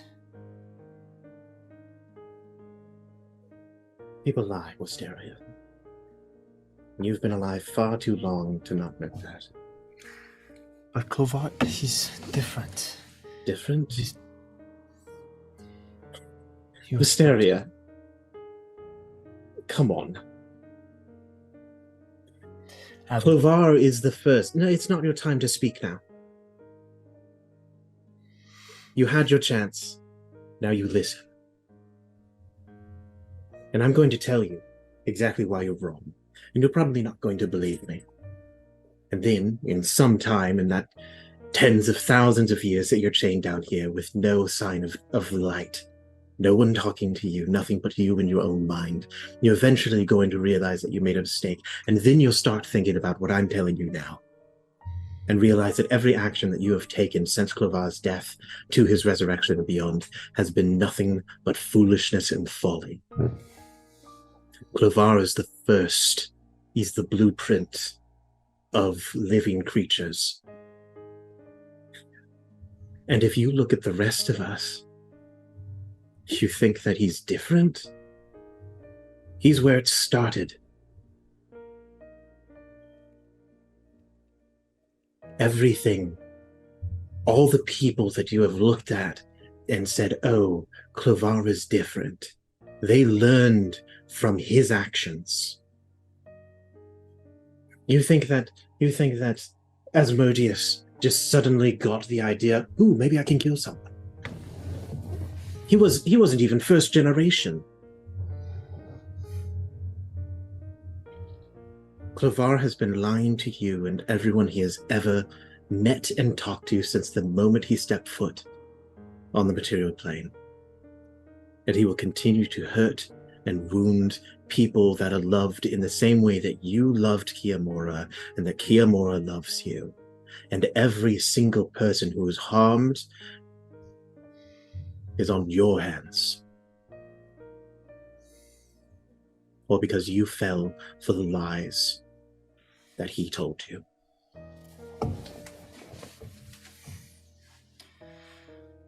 You may speak now.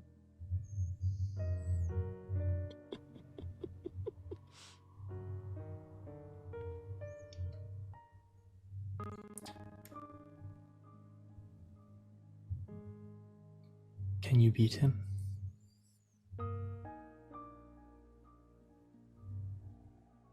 Wisteria, I don't want to brag, but I think that I might be the most clever person who's ever lived. Humble too. And died, come to think of it. And you know better than anyone, I don't have many people that I love. There's about 3, maybe 4. But when one of them is hurt, can you honestly say that there's anything that would stop me?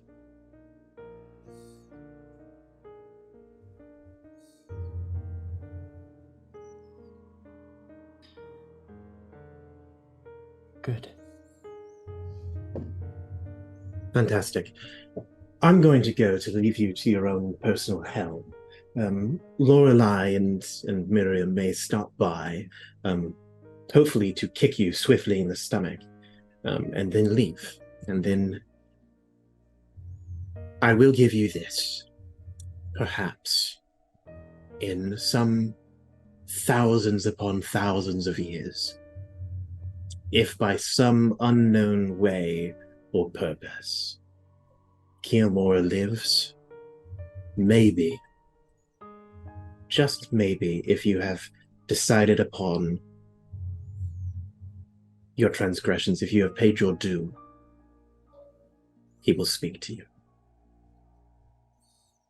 And I tell you this not because I'm being kind, but because if I give you this hope, I hope that it carries you through, and so that way you live every single second of it.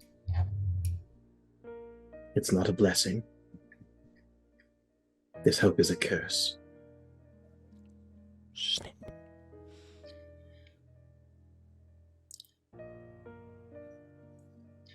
Well, let me start my penance with this.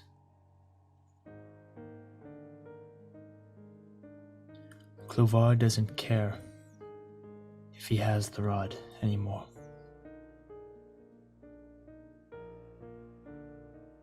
Miriam and Lorelei are the last 2 sacrifices he needs. Ooh, interesting. And he will release the 6 truths, whether he can control them or not. All of them. So you're running out of time. It's a good thing I know how to stop it. Let's get cracking. I will stand up and take my sandwich with me. DM, quick question. I Yes, imagine Miriam and Lorelei have been standing just outside the doorway this entire time. Yeah, probably. How much of They've got that? the cup to How the much door. of that did they hear? Probably all of it. Okay. Mm-hmm. Miriam will kind of look at Lorelei when Wisteria says that they're the 2 of them are the last 2 of the sacrifices that need to be captured. I suppose, do you want to talk to her? I suppose I might have a few questions of my own, if you would like to give a quick chat to our old friend. I want to do a bit more than just talk to her. That has the most, like, you were a bully in high school type vibe. Oh, like, yeah. I am ready These guys, to punch these 3 all went to Hogwarts together way back in the day. That's right. That's exactly what it is. Yeah. Miriam, Yes. it sounds like our lives just got more interesting, finally. Well, you know, I have been actually kind of enjoying the quieter side of life, but sure. Yeah, of course. Of course. I like it a little more spunky. As Abinthy is walking... oh, yeah, she does say... and yes, I would like to talk to her a bit, but maybe do a bit more than that, too, if you don't mind. I mean, I don't mind at all. As Abinthy... More than talk. As Abinthy, leaves... Peel her teeth. What? Peel her teeth. Oh, I get it. Abinthy, as he's walking out, Lorelei just walks up to him and puts her hand on his cheek. It just says, "This is a bit sudden." I am so happy that you did not run off with Wisteria Vale. And then she slaps his cheek a couple times and starts Have you walking seen in. my wife? Yes, I know, but Queen of the Succubi? Yes. Good Lord. By the way, you might want to watch this. I might try a few unethical transmutation experimental spells. Don't worry, the cells cracks her are knuckles. enchanted so that they can't actually die. Well, that's Good to know. good. Miriam, I think you might want to ask your questions before. Probably. She might not be But, in the right mind after. Well, try Also, not to just so rough her you up all too know, much. you two are the last sacrifices. Yes, we heard. Yeah, we heard. So I suggest you skedaddle. Because he doesn't care if he has the rod or not. Well, Yeah. I suppose is that troubling. maybe makes things a little easier for us, actually. But you know how to win, so we'll be fine. And Lorelai No, I starts know how to walking stop towards Miriam. time, if you were listening. It wasn't that I know how to Oh. beat him. She said, I'm running out of time. Don't worry, I know how to stop I know it. how to because stop it. I have the spell Time Stop. Good Yes. one. Anyway, Very nice. Miriam- Maybe the transmutation we'll have to wait for later. Miriam will enter Miriam, the ask your the spells. cell, Or ask your questions. enter the cell, and just slowly walk in. Wisteria Vale. What's up, loser? My, how the mighty You have lost. fallen. You lost against us. Remember when you won? Not anymore. We came back. We're better. We got Abinthy. And you're lucky, actually, because we have to leave soon. Thanks to Making your my character was the biggest mistake I've made. thanks for your special intel. And now we have to leave, which means I can't torture you. So, good job, I guess. Thanks for that. I'll be back later if I can, though. So, you can look forward to that at the very least. Welcome. Thank you, Lorelai. Wisteria, I did have a few questions. Okay. So, you mentioned to Abinthy how myself and Lorelai are the last two of the sacrifices that Clovar needs to release the truths. Now, does that mean... Well, I suppose I should ask, do you know... Are they being all kept back in Wisteria Vale? Or are they being held closer to the different temples? I think they're all, at least last I knew, they were all in Wisteria Vale. And yes, Wisteria Vale. Okay. It's weird talking about my own city. They're held in my city, yes. DM, do I believe her? Sure. Sure. You don't even have to roll for it. She's telling the truth. She's telling the truth? All right, great. That's lovely. That makes this way easier. Well, that's good to hear. And where exactly are they being held? I would like to know if there is assuming that perhaps there are more allies to our cause than just myself, Lorelai, and Abinthy, there's a decent chance that we could put together a crew to free some of us. Certainly. So I would like to know what sort of thing we could expect. You can expect that if I'm not back there within the next couple of hours, that he will proceed with his plan. And kill everyone. And at this point, he's ready. So,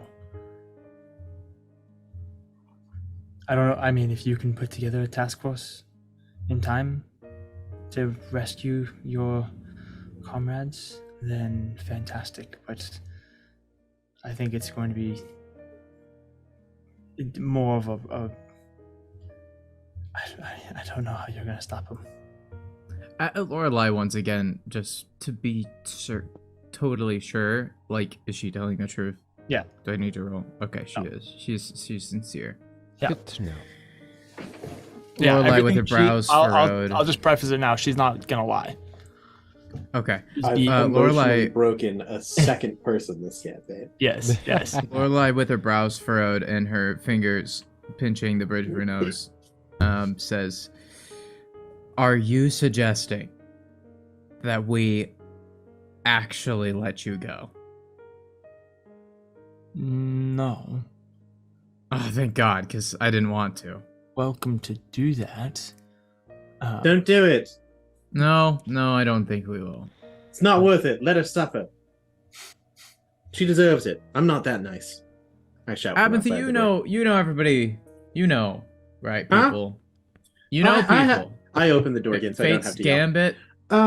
Well, I'm pretty sure they're dead. But I have other allies, with Fate's Gambit's friends that are theoretically still alive. Plus, I'm about to. I have they're some really plans. dead. Rykorum is dead. Nice, completely coincidental advantage. That is. I have interesting plans to put development. in place. I close the door. Fate's Gambit is dead? You didn't hear. It was Clover made a big show of it. We had a whole funeral for all of them. I thought he was lying. I thought he was a big fat liar. I thought it was all propaganda. I mean, I didn't yes, really it think was. that we was were true. the ones that killed them, but I thought the bodies were doubles. no, they were, as far as we could tell, they were the real things. But then again, she goes to gesture at Abinthy, but realizes that her arms are restrained. She's like, can't move. then again, he's. That is true, actually. Though Abinthy is alive, so there is a chance that the Yeah. others are perhaps doing Wait, okay. are you actually. dead and you just want to... Are you... Is this I've the fully afterlife for left you? this time. Now that I know that it's on a All clock, right, I am talking well- to my wife. Oh, okay. If that that's is fair. the case, then I believe Lorelei. We have a few people to I'm talk to not. ourselves to try and help save our friends. I'm sorry, I was busy making an innuendo with Aaron. I didn't hear anything you just said. That's fine. I was That's talking okay. to. I was talking to Grant. Yeah. Yeah, I suppose we better go.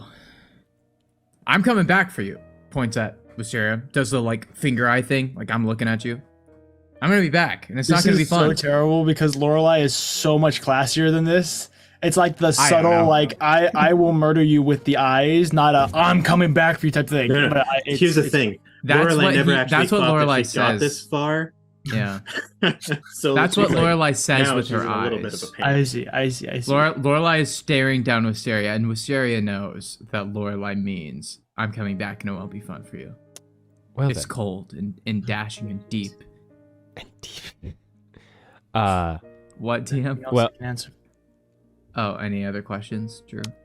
I mean, unless you have a nice backdoor plan to enter your castle and encounter very few resistance. Probably not at this point. I figured as much. Well, I believe that is all I am concerned about at this point. Lorelei, I believe it is time for us to maybe make our own way out of this place. Let's do our best not to die, and let's win this war. That's what I think. It's a great plan. And Miriam will leave the cell and try to briefly find Abinthy before they depart. I have made my way to my wife, and I have been talking to her during this conversation. I have things that I would like to say. I knock on the door. Go, my dear. She opens the door. Ah, my love, please come in. Yes. I'm in a bit of a rush. Some things have transpired. First off, the fight went great. I'm sure that you're watching. Did I look cool? You looked amazing. I know. Second off, things could get rough in the next couple of days. And I want you to know that if at any point in time I think that I might not make it out, I will just leave. And I'll just come here. Perfect. Good. As we planned. Not chancing it. If the world above ends, I'm going to be real bummed. It's going to be a real rough. It's going to be a bad several weeks. Maybe months. Maybe even a whole year. Also, if that happens, I will be bringing Talanoshta with me. I would expect nothing else. Yes, thank goodness. I was a little afraid, bringing a kid into a relationship. That's just a tough thing. So, She needs a thank mother. you. Yes. Yes. Wow. I didn't think that you. Wow, that was really odd. Have I told you that you've been really improving in the whole emotional spectrum? You've been doing a fantastic job recently. Man, do you remember when we met and you were so cold and stabby? I mean, yes, but you weren't much better. Oh, I know. I was It terrible. I was was so difficult to get you to open up about any of your past, you know? But now I'm here for you. 100%. I need a piece of paper and a pencil. Okay. And she goes Or a over and pen, she grabs whatever. a piece of paper and a pencil. I'll put one part of my brain to writing, and I'll just go, okay, so basically, the two downstairs should be finishing up pretty quick. I'm going to sum up the entire situation for you. Clovar has all the things that he needs other than them, but he can proceed without them, and it would just be the four truths, which is pretty messed up. But he has no way to control them because he doesn't have the rod, but he doesn't care about it anymore. So I don't know if it's better to have them fight with us or to just run and hide, and so that way we would only have to deal with 4 unkillable things rather than 6. But then again, they're unkillable, so it doesn't really matter. Is it more of a benefit to just have 2 people that are incredibly skilled spellcasters? Not as good as me, I'm just going to say it now. In the meantime, I'm going to attempt to rally the troops in a very impressive, charismatic way. I know that I'm not known for my charisma, but I'm going to figure that out later. I think that just about sums it up. It would be so much nicer if I had Edward here for this. He's so much better at these kind of things. All right. I need to go. I will see you soon, my love. I wish it was sooner. All right. If they're looking for me, tell them I'm on the material plane. Tell them to head to Gambit's Keep. I'll be there eventually. Whatever's left in it. Goodbye, my love. I will see you as soon as I can. And then plane shift out of there. Nice. Right as I imagine right as they open the door, they just see Apathy plane shift away. Ah, okay. Oh. He said to go to Gambit's Keep. Lovely. Great. Thank you. Thank you for hosting us. It was a pleasure. We had a fun time. Hopefully we won't have to see you again in such terrible circumstances. I hope to never see you again as well. Yes. Well, it's quite nice. I'll be back. Yes. DM, we got one for the harem, boys. DM, I did remember a thing that I would have wanted to ask Wisteria. Specifically, just she had mentioned that Clovar would likely begin to put his plans in motion within a couple hours of not hearing from Wisteria. Mm-hmm.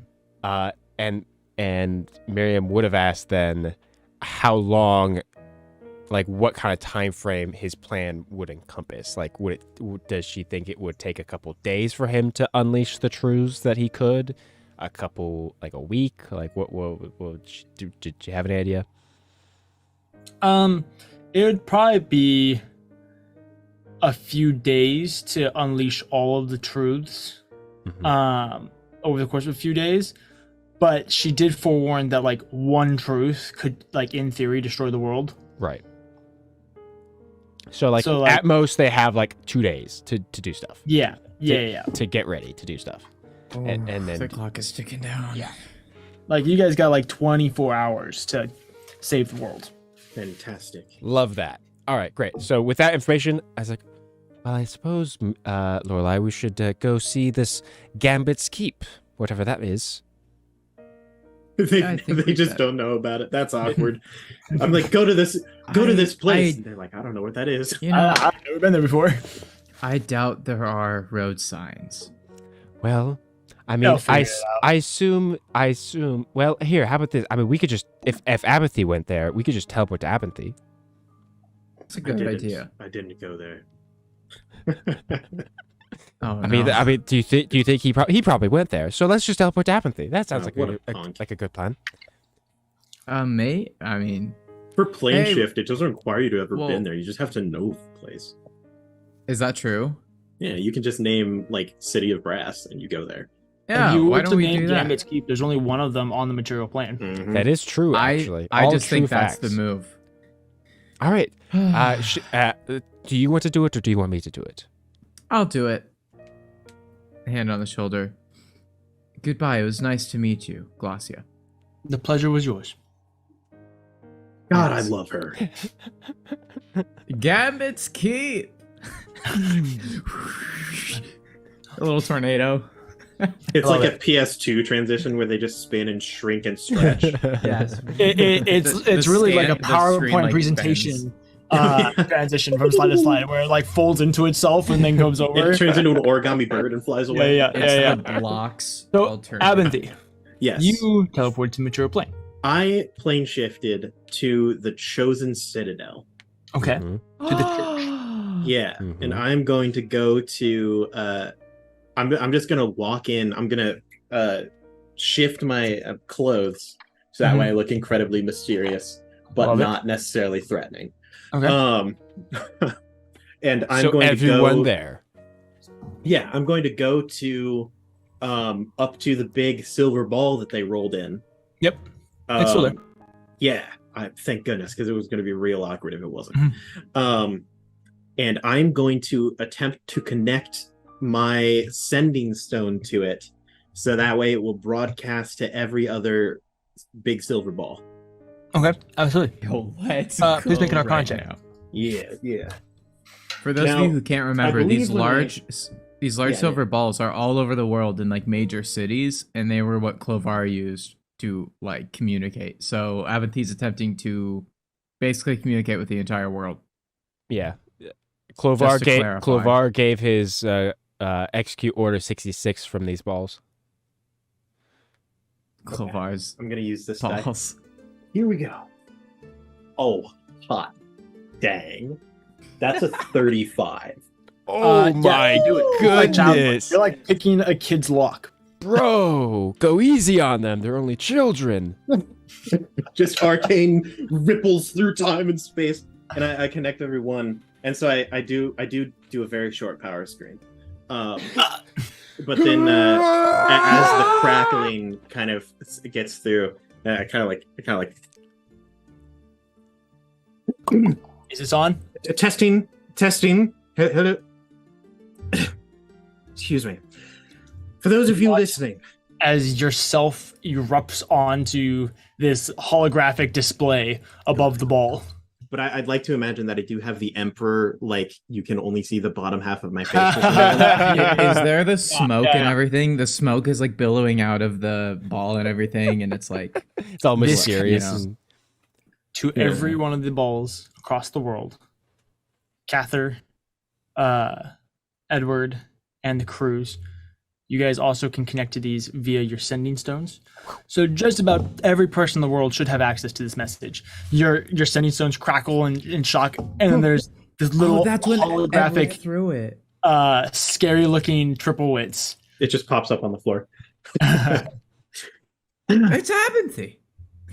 for those of you listening, this is Abinthy Tripwitz, newest member of Fate's Gambit. Some of you may have heard some disconcerting things as of late. Some of you may have even attended my funeral. First off, rumors of my death have been greatly exaggerated. Secondly, I come bearing a message. For those of you who have heard Clovar's words and resonated with them, I understand. In many ways, the gods have failed us. I know they have failed me time and time again. But trusting Clovar is no more than trading the devil you know for the devil you don't. He will be just as cruel and even more destructive. He doesn't care about you or anyone else. This truth reveals only one option. We must fight. We must tear down Clovar's regime and show him, the gods, and any other foolish immortal that we are not some playthings to use and destroy at their whim. We must tear down this immortal dictatorship that locks away our freedom. I know it is a lot to ask, but ask I shall. Anyone who can hold a blade, fire a bow, or throw a stone, fight. Fight for your future, for your loved ones. Fight for future generations to have the opportunities you were never given. And for those of you who still believe in the gods, I wish Cather were here, because he would be much better at this. But know that they haven't abandoned you. Lastly, Clovar, I have only one thing to tell you, and I hope you're listening. Start running, because I am Abinthy Tripowitz. I have courted devils, bartered with demons, and danced with the Fae. The gods themselves have bet against me, and I have emerged victorious. There is no power amongst the stars that will stop me from ending your pitiable existence. For those of you who fight, I will be alongside you. Good luck. There's like radio silence for a couple of seconds. So the stones that we have, Aaron, are also like vibrating, glowing, receiving this message. Mm-hmm. You can even see the little little pop-up apathy. Cather's gonna hold his stone close to his face and say, "Abinthy, can you hear me? This is Cather." At which point the hologram shifts to be Cather. What? Across the world. Because the sending stones that you guys all have that are linked together. Oh yeah. I would take that as a yes. Shock. Jaw on the floor. Just like, what the heck is happening, bro? For those of you who it's unknown to, I am the aforementioned Cather Ebenthar. I speak in union with my friend Abinthy. For those who have felt abandoned by the gods, know that on behalf of them I am truly sorry. But please understand that even the gods were once mortals, and even they share flaws with us. For those who are unsure about the gods, please hear my words. For I am a living testimony of their care for this world. The gods have helped me and my friends many times to protect this world throughout Fate's Gambit's journey. In fact, we've seen them walk among us on the battlefield, seeking to retake stolen lands by the forces of Clovar, and seeking to regain lost knowledge that he would hide away. Clovar has propped himself as the hero of the people. However, he knows nothing about living in this age as one of the people. He only knows of a time before the gods, a time when he was the sole wielder of power and control. And with this power, he would only seek destruction and his rule, lording his power over all that stand before him. And if they will not kneel, then they will die. And know this, please. If you seek to stand against the gods and the rest of this free world, then know that you stand against me and the rest of Fate's Gambit. I, Savid Cather Ebenthar, member of the White Guard, champion of fate, and herald of destiny, will show you the power of the gods and the false rulership of Clovar. And we will bring true freedom back to its people.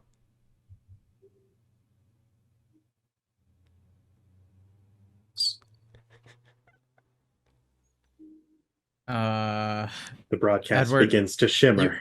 You hear in the background, you hear Edward's voice like echoing in the room, like, should I say something? Gather, like, What? Who's on this line? Leshka will kind of bump Edward forward, and he hears shoves Edward into like the hologram. Okay. Wow, say something. Cool. Edward's like, the angle is like up. Yeah, it's like up in his chin, like showing like just it's up like, his nostril. Okay. He like holds it up like Cather. Hello everybody. My name is Edward, and fellows, Edward Lulkulkadar, known by many. Jiminy Cricket, he lives. In many ways, I am one of you. I am a citizen of Athala, and a hopeful participant in local politics. And I just want to say that if there's anything that you love, anything that you think is worth preserving, then do not side with Clovar. I've met him face to face. He is arrogant. He is rash. And he seeks to change every part of what we have. Please, don't let him change everything we've worked so hard to build. We must stop him, and we can. together. Okay, anyone else? Or Abinthy, are you there? Starts tapping the Signing rock. off. Fate's Gambit. And then I'll stop the broadcast. And then I'll pull up my actual sending stone and say, why didn't we think of trying this earlier? Well, you mean to tell me that we had these sending stones this whole time? And Abinthy, we you're were alive! You're alive! I'm alive. I'm Abinthy Triplewitz. You're alive. What's the deal with that? I mean, to be honest, Abinthy, Lamentari, bro! can we really be surprised that all of us are alive? I mean, okay, yes, you I get. Yeah, it's one thing for you to say that, Mr. Yeah, Death I don't God. even know if you can die. Teacher's Mr. pet. Ooh, my mom and dad are the run death. I know they're not your parents, but get over it. You know what I'm trying to say. But Edward, what are you doing here? Lamentari, bro. You too? Wait, you too? I You didn't mean- actually die and go to hell? You talked to Well, Lamentari? no, I definitely did die and then go to hell, but there was some steps in between there. Okay, Hey, this is Abinthy, he says to the group. I can't see it now. The broadcast's off. Yeah. Um, They're all here. Well, I think some of us are preparing to go to Gambit's Keep if we want to meet up. I was and, planning. I already sent Lorelei and Miriam Azima there. By the way, real quick fit in. We can talk more about it. Kovad doesn't care about the rod. He's ready to unleash the 6 truths. He doesn't care about controlling them. What? Okay. That's insanity. It seems he truly has dropped off the deep end then. Yep, it's pretty crazy. By the way, I beat up Wisteria Vale. She's currently in jail. Oh. I killed Rykorum. Oh, nice. So- You were the dragon killer? I Yeah. kind of thought that he just, I don't know, got old and Whoa. croaked. I built a temple and found a rod. Very impressive. And you found a rod. Like a piece of like a seventh part of a rod. Yes. You didn't touch it, Maybe. did you? Are you cursed? Yes, but I'm fine. I'll You're tell you fine. later. Yes, but What? no. We don't have time to. We'll talk about it face to face. I'll see you. I'll see you. Hey, at say hi to Gambit's Keep. Tarak. What? He holds up. And He holds up the I rock say that to before I Tarak. teleport away. So it's like what? And then it like cuts off halfway through because I'm Oh. in mid transmission. The line goes. Boop, boop, Track boop. turns to you and he goes. So that what's happening there? That's Abinthy. My impression of him has improved. Good. I Slightly. think you two might get along. That was pretty cool. I'm not gonna lie, but Went like all over the world. he had bro. like a Oh, little you picture should have of him. spoke. Oh, Tarak should have spoken. I didn't even think of it. I mean, That would I'm have been not crazy, bro. I'm not that big of a people person. Maybe later. But I mean, I'm sure. Faizan, Kimura, let's go. Phew. Oh, okay. So, Very well. Man, it's You hard to guys- switch accents. It's Jesus. okay. That's why I was doing it Yeah, quickly. bro. I was just Let's kinda- guys- go, talking for man. Let's go home. next- Potato chip. over the next Brostito, 10 minutes or so, beefcake. it's kind of a cool scene as there is the rubble of Gambit's Keep.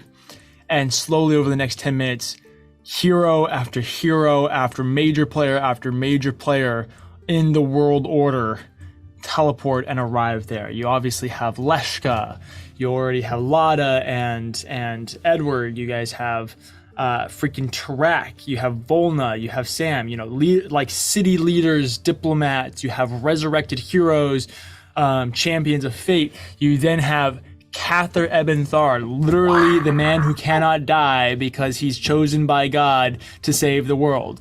And his 2 right-hand guys, Vyzin, a great leader during a battle from a few years ago. You have Kiyomura, who's renowned throughout the lands.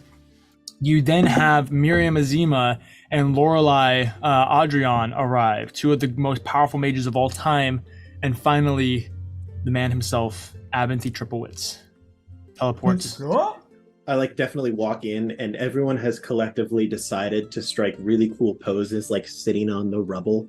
As like the absolutely. moon Everybody- shines and stuff Yeah, like that. They're like, it's all really dramatic.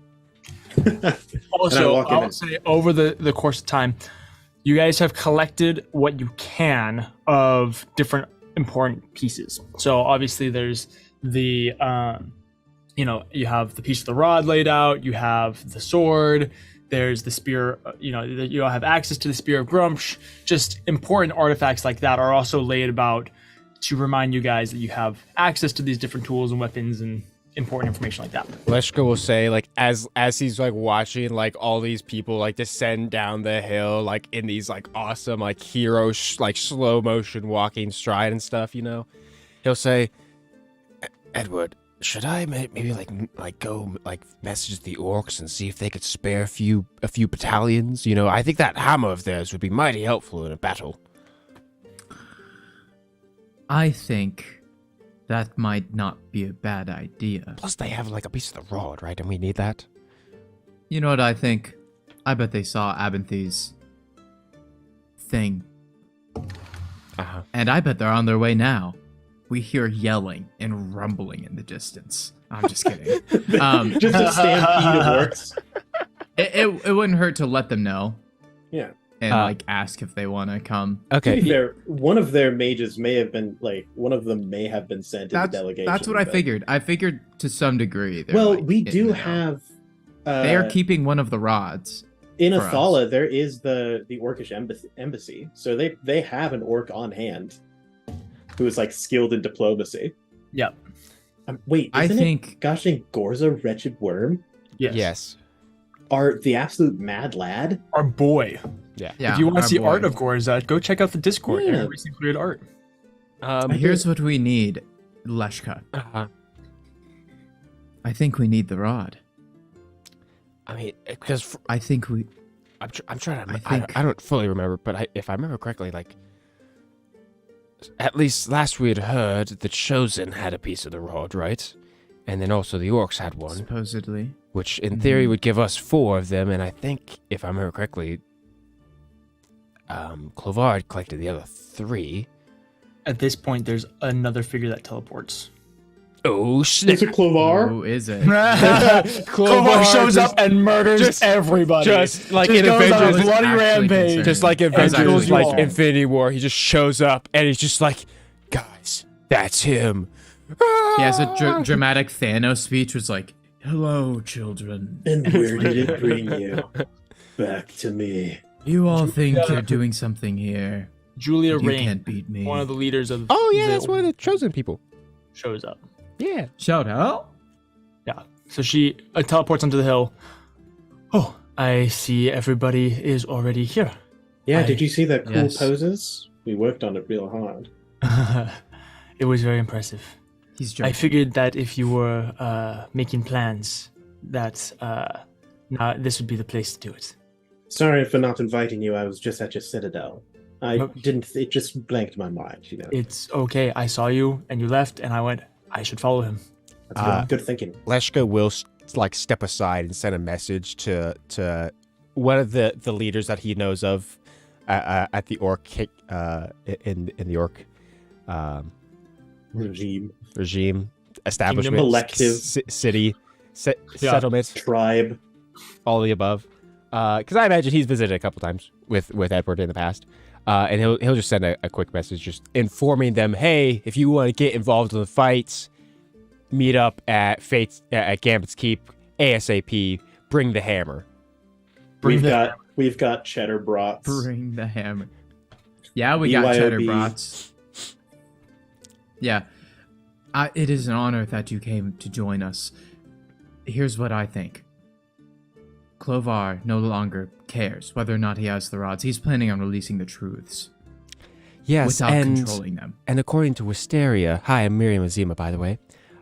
According to Wisteria, it seems that we maybe at most have 1 to 2 days before the first of the truths are released. If we have the rods, we might have a chance at stopping him. Right. That might be the only way to stop the truths. But Well- to get the rods, you have to kill people. Well, Um, well, Edward, you mentioned that it Go over didn't the affect curses? you. It did. What did you just wear gloves or something? No. yes, that is true. You hold some of the rods. I can even sense their power on you. I When could I sense s- them too. I just want to be clear. Edward rolls his eyes. When I spoke with Lon and Tari, that's right, Lon and Tari? Yes, you're doing great. Oh, thank God. Lots of names this episode. Lon and Tari? Yes, after Look, I died. that's old news. Just bypass Well, that. we all did actually when we died and came back, but She Okay. She may have blessed me with the ability to rebuild, the ability to destroy, and the ability to wield the rods. oh snap! You were given a mote of creation. That is Yes. amazing, Edward. Oh, super cool. You're only the fourth person in history. This is only the second time in history that that's ever happened. I know. And She, I know how important it is. Wow. She takes a knee before you. So is Catherine. Oh, I don't. please, So is Aska. please, really. I'm no different than all of Miriam you. also does it. She just chose me. Kibor also does it. Just about everybody does it, aside from Aventhy. Tarak doesn't. Tarak doesn't even know what's happening. Tarak's like Tarak munching on a chip or something. Yeah, sure. Please, everybody. I am no different than you. I'm simply. I mean, you clearly are different than a lot of us. You hold one of the most powerful forms of magic ever. And I promise to all of you that I will use it well. I will not abuse it, as Clovar might. Okay. So then, So we need the rods. and we can collect them without hurting anyone, if need be. Yes. Only to some extent. We know that Clovar has some of them. Right. Yes. But does he carry them on his person? I don't know. Do you happen to know, would Clovar have that same capability to wield? Well, actually, Clovar wouldn't care. He would just kill someone. The mote of creation gives a bypass to the curses. Anybody can technically wield the rod if they can go through the curses. Right. Mote of creation bypasses that, from my understanding of history. I would assume that he would. Why would you not carry an artifact on you if it has the ability to make you stronger? Plus, would you think that he would be concerned about it getting stolen from him? If it's on him, that makes it significantly harder, but at least then we know where to go to get it. I think that it's a good thing. Yes. We're going to have to kill Clovar anyway. And I'm going to be honest, I don't know if we're going to be fast enough to beat him before he releases the truths. If we don't know where the rod is, then he releases the truth, and even if we kill him, the world ends. If he does manage to release the truth, and then we kill him, at least then we can stop the truth from ravaging the world. Yes. We will take the rods from his dead body if we must. We Just should act... Just to play devil's advocate, I just want to make sure that we're aware. If we lose, we are giving him the rod. If we lose, then the world ends anyway. If we don't try, does it's have a not a point. better Better if we could outcome. be able to control them than nothing. And if he doesn't control them? Then the whole world falls into chaos and everything gets destroyed anyway. Then I say that we just do it. Unfortunately, it is either a lose-lose scenario or a win-lose scenario. And we're gambling on that 25% chance. So what you're telling me is there's a chance. I mean, This we are is- Fate's Gambit after all. We're kind of... And this is Gambling is kind of our thing. This is our final gambit. Our last chance. Yes. You could say something like that, yes. So Sounds like a fantastic title for an episode of something. if I don't know, it's kind of cheesy. I like So it. good. so Personally. let's think for a moment how he would do this, right? If I were him, I would try to release the four truths that he can at the same time. Probably. Obviously, he can't be everywhere at once, but he has generals, minions, people that he trusts. Who's left? We've killed pretty much everyone. The anathema is far stronger than just there's still a group of wizards. Well, Here's my question. It was mostly a joke, but yeah. Do we know where the tombs are? I do. That's all great. Of them? Every single one? Yes. Well, the first thing that we're going to deal with that. I vaguely know the locations. It's just an oral history passed down from each leader of the Chosen to each other. Okay. And how easily can the Chosen transport mass amounts of people very quickly? Or at least a squadron of people quickly? Small teams, yes. Definitely. Teams of anywhere from 3 to 6, we could get there easily. More than that is more difficult, especially with some of the tombs. From my understanding of them, they vary greatly from either tiny 3-room dungeons to vast citadels. And how many people do we expect to be at each of these places? I mean, we can expect at least a powerful mage and a sacrifice. Right. Maybe even an army in front of it. We use the people. But how do we get the people there? They will come. They will be there. And the Chosen, you'll need to mobilize. You'll need to go a little bit more public than you have been. We need locations that the people can meet at for us to move them. I thought was a good one. And we have to, well, keep in mind, they need to be close to these tombs now. If we're operating under 24 hours to maybe avoid releasing any of the truths, we need people there before the night falls. They make a point. What's her name? What's the Chosen lady's name? Julia Rain. Julia, they make a good point. The Chosen, it's everywhere. And I know it's been dark for so long, but that might be our only option.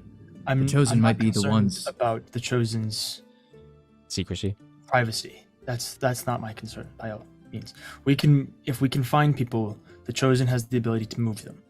Now, I would imagine that Clovar and his mages, the anathema, are restricted by the same magic that we are, at least to some extent. Okay. So if they're moving now, then they shouldn't be able to move massive numbers of troops either. Right. And if they are, it'll be visible. Right. So we're in a similar boat. Okay. Well, how about this then? But the thing is, we need you all. We need Fate's Gambit facing Clovar. So we need to know which tomb he's going to be at. So, right now, I think first priority would figuring out teams. Who can work well together and who can mobilize quickly and get people mobilized quickly. And then head to one of these possible locations. Obviously, Fate's Gambit, the four of us, myself, Kiyomura, Abinthy, and Edward, would be good for us to stick together in facing Clovar. Leshka, I think you and Vyzen should go together. Go to the Moon Elves. It will be very easy to rally an elite squadron of soldiers who can go to one of these places led by Vyzen. And you will very easily have a group of capable soldiers who can deal with a small army, even if they're small in number themselves.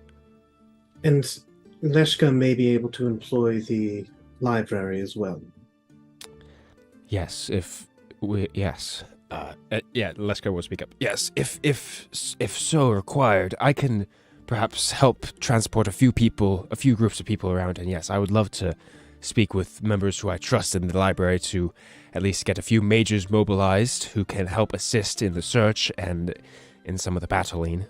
If it's magic versus magic, it will be much easier for everyone. And we can mobilize a squad as well. The Chosen. And we could, honestly, we could mobilize multiple with strong leaders. Myself, Regal, Bakari. I will contact Charles. Track. It is amazing to see you again. I'm amazed. Can you help the orcs? Well, that's a good question. I'm still a little bit new to figuring out this whole sacrifice thing. These tombs, can it just be any sacrifice? Or do they have a specific one for each tomb? Yes, from our understanding, yes. Yes, there's a specific place for each one of them.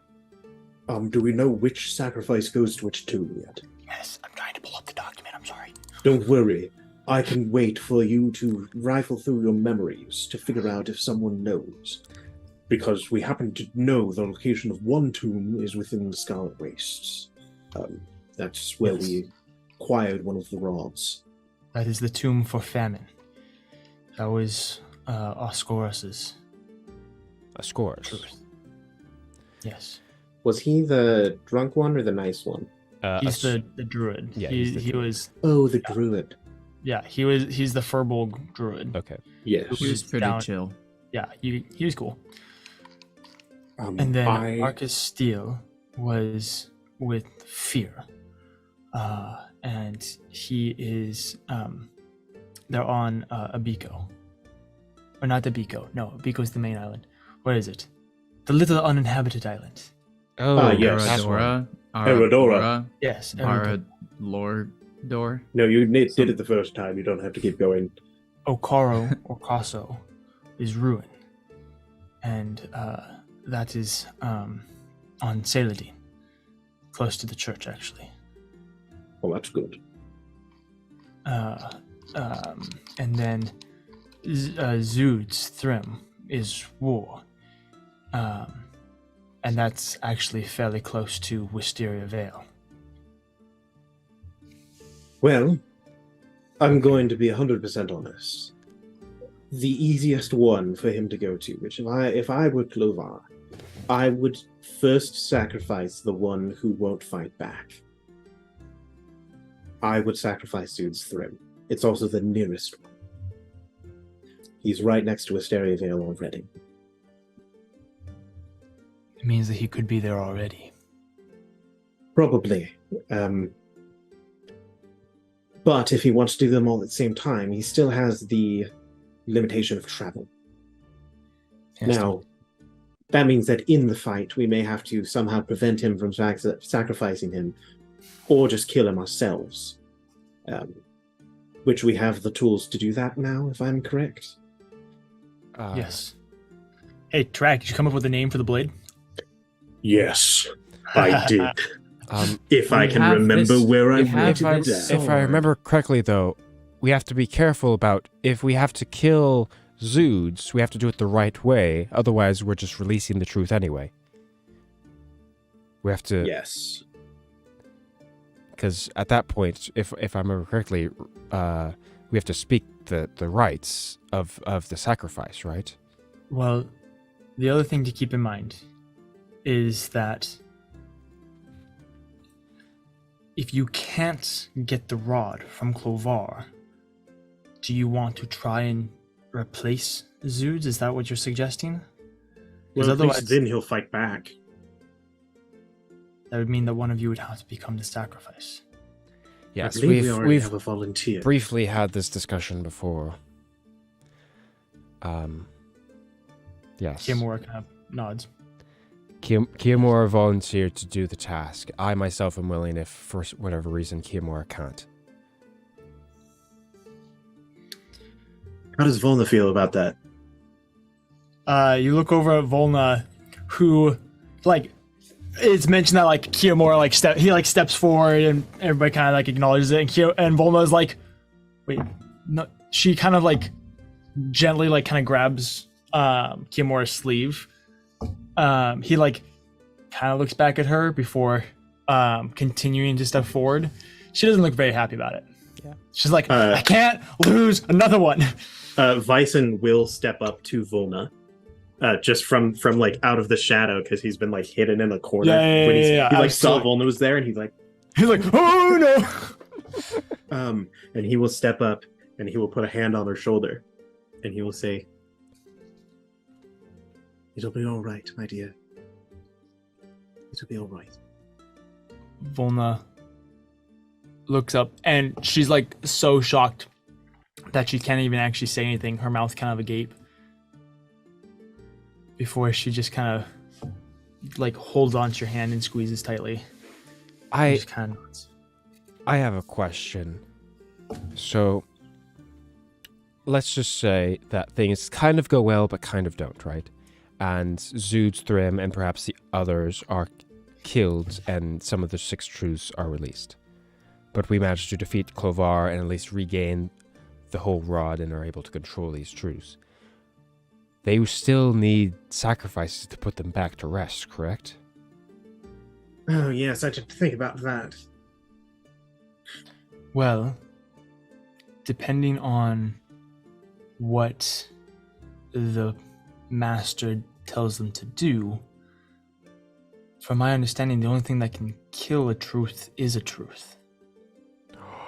So maybe you just have them kill each other, and then there's only 2 truths left. Fights.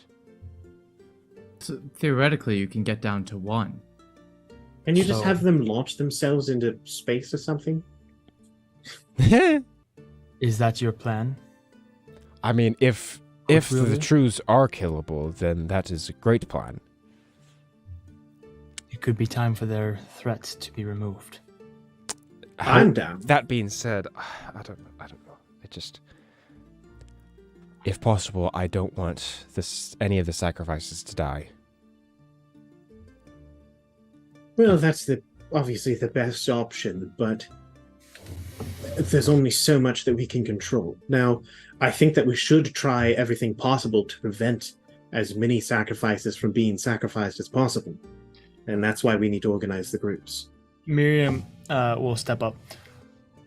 When we took our oath, we were fully prepared to die. If it removes the threat of the 6 truths entirely, then I know that every single one of us is willing to die.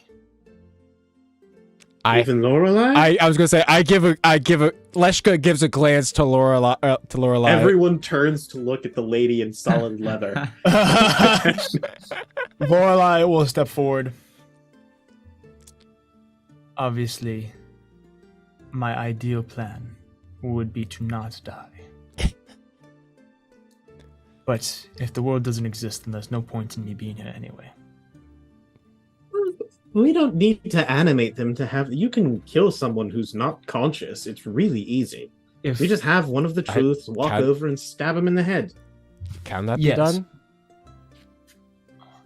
What was your question, Drew? Can that be done? Can a truth be killed without being released? In theory, I mean, we're talking about creatures that were around for 3 years and did nothing but destroy the world. The rules of their demolition are beyond logic. A solid maybe. So there's potential, but also I wouldn't be surprised if they had to be animated. I also know that whether truth dies animated or not, then the sacrifice will also die. So no matter what. Oh, you two are combined. Well, simply, we just keep 2 of them around. I think that it's fine to put them to rest. Like, what's going to happen? Like, Clovar again? If any of you resurrect Clovar a 3rd time, I will personally deal with you. You do not want that. I just personally dealt with someone in the locker. It might be a decision best made after the fight with Clovar is finished. I agree with Abinthy that perhaps just putting them back to rest isn't a bad idea if it means that we keep as many people alive as possible. No harm, no foul. But also, this is Miriam speaking. But also, the longer that they are around, the more dangerous they are. Yes. If it means sacrificing 5 of us who've been around for thousands of years anyway, that's okay. It would probably end up being 6. Well, I mean, Zood's gonna die. Well, that's assuming that we don't transfer it before he does in order to prevent him from being sacrificed. In which case he did die. In which case they would be on Kiamora. Right. Kimura, I'll speak up. I'm willing to die as well. I'm not willing to let you die. Bison. I think that I just spoke to you about this a little bit ago. Then we can fight forever in the gates of eternity.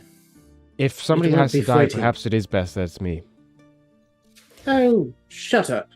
I'm being Yeah, both Bison I'm and being- Kiyomura both go, shut up, Catherine. I'm being serious. Look, I don't want Kiyomura to be the sacrifice either. I think Kiyomura has sacrificed enough. If death is the price to kill off these things, then I don't lose. Why don't we just make one of the people who are already dead become a sacrifice? What about that?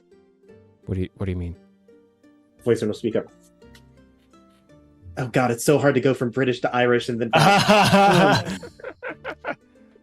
that's not a bad idea. Yeah, that does seem like it could work in theory. I mean, it just depends on the nature of Tarak and Visen's return. If they are ethereal ghost things, then maybe not. But if they are actually here, then perhaps it could work.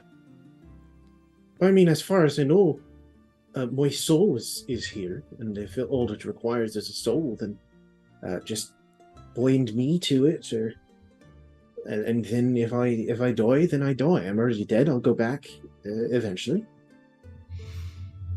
It would be risky. Magic doesn't like loopholes. I already traded my life for Edward's once. It wouldn't be that hard to do it again. Nonetheless, that is a decision that I will leave in Edward's hands, what he wishes to do with them. Just know that everyone here is willing to die for this. I'm not. Yeah, Leshko This will is also say. happening Leshko will also raise his hands. It's like, if possible, I prefer to live. Just saying. Just putting that on the table. I would like to live. I will clarify. Any of the sacrifices or potentially appointed sacrifices are willing to die.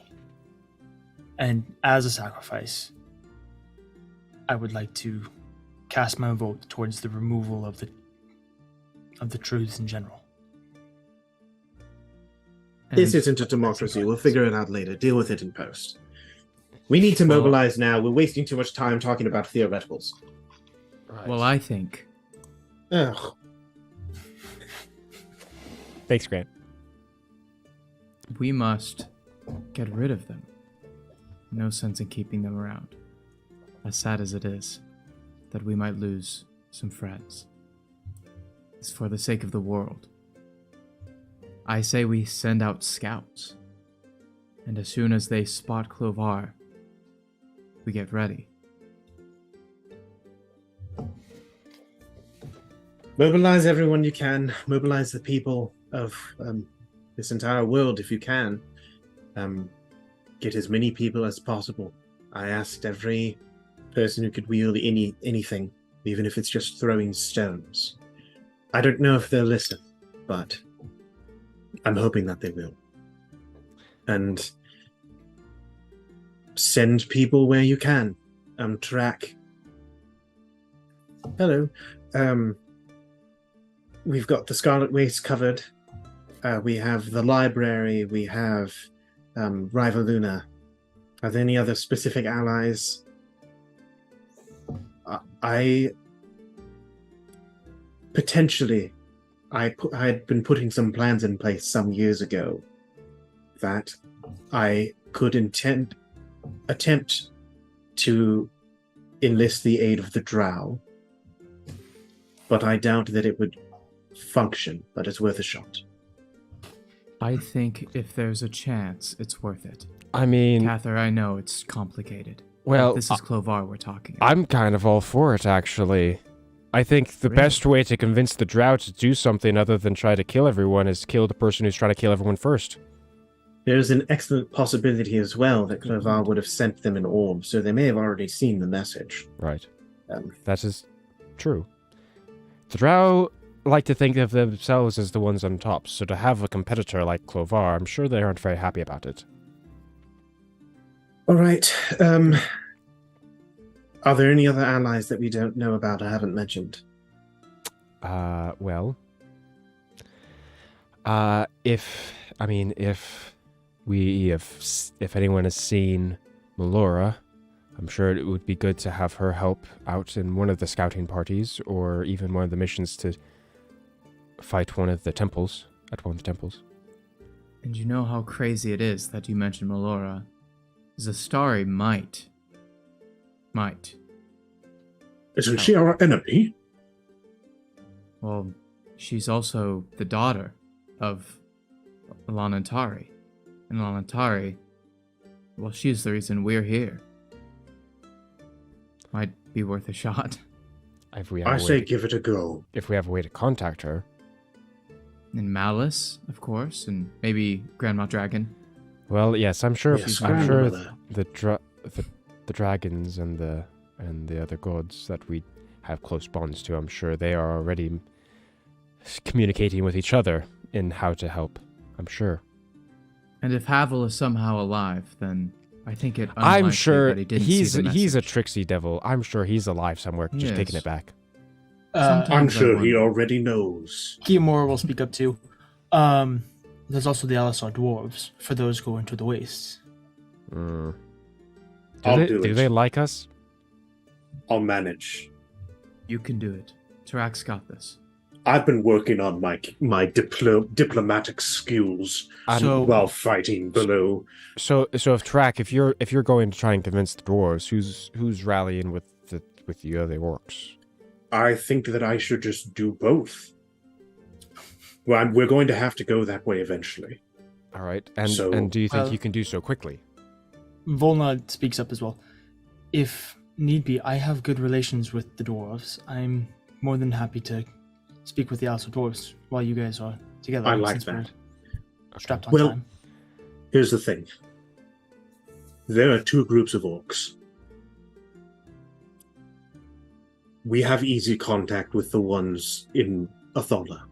Right. I will go back to the Scarlet Wastes, and I will rally the ones that are still there. I don't think any of them can stop me now.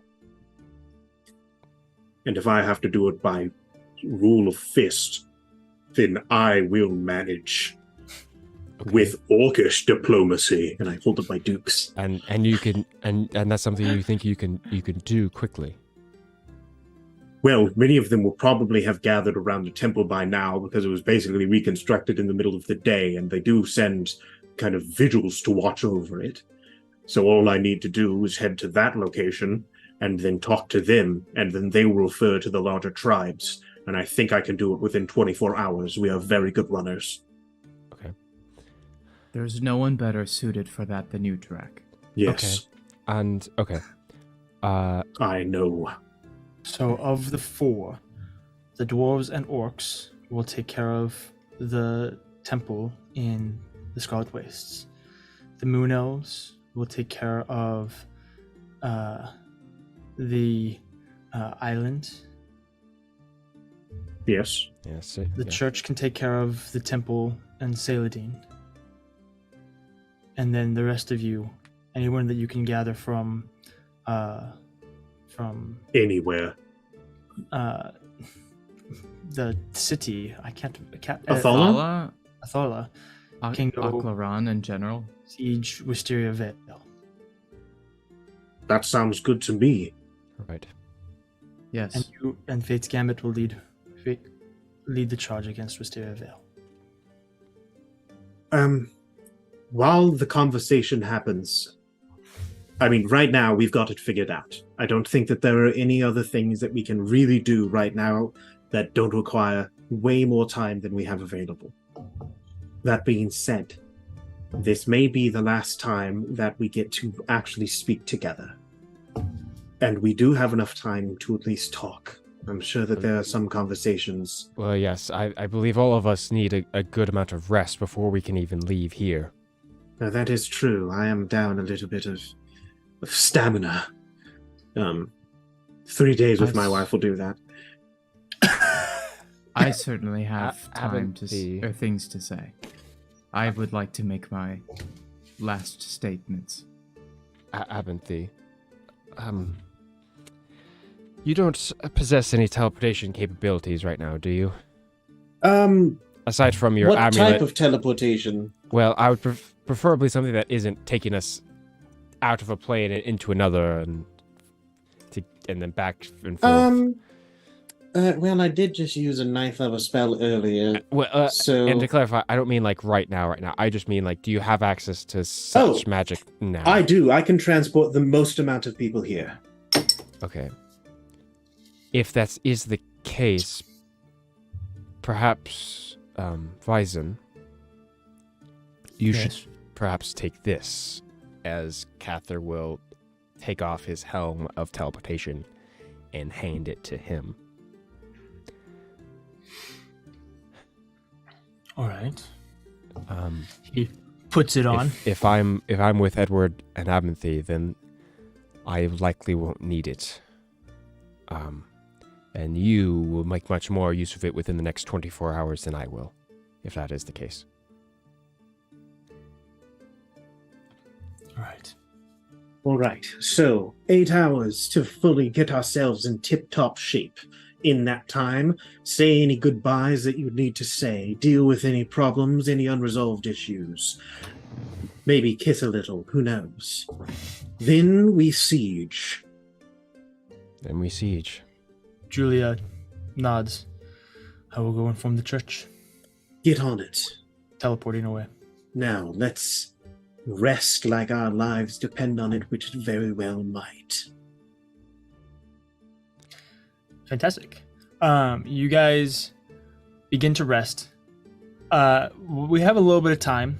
Does anybody want to talk? There's going to be, obviously, there's several conversations, and the next session is going to be a lot of that type of stuff. Mm-hmm.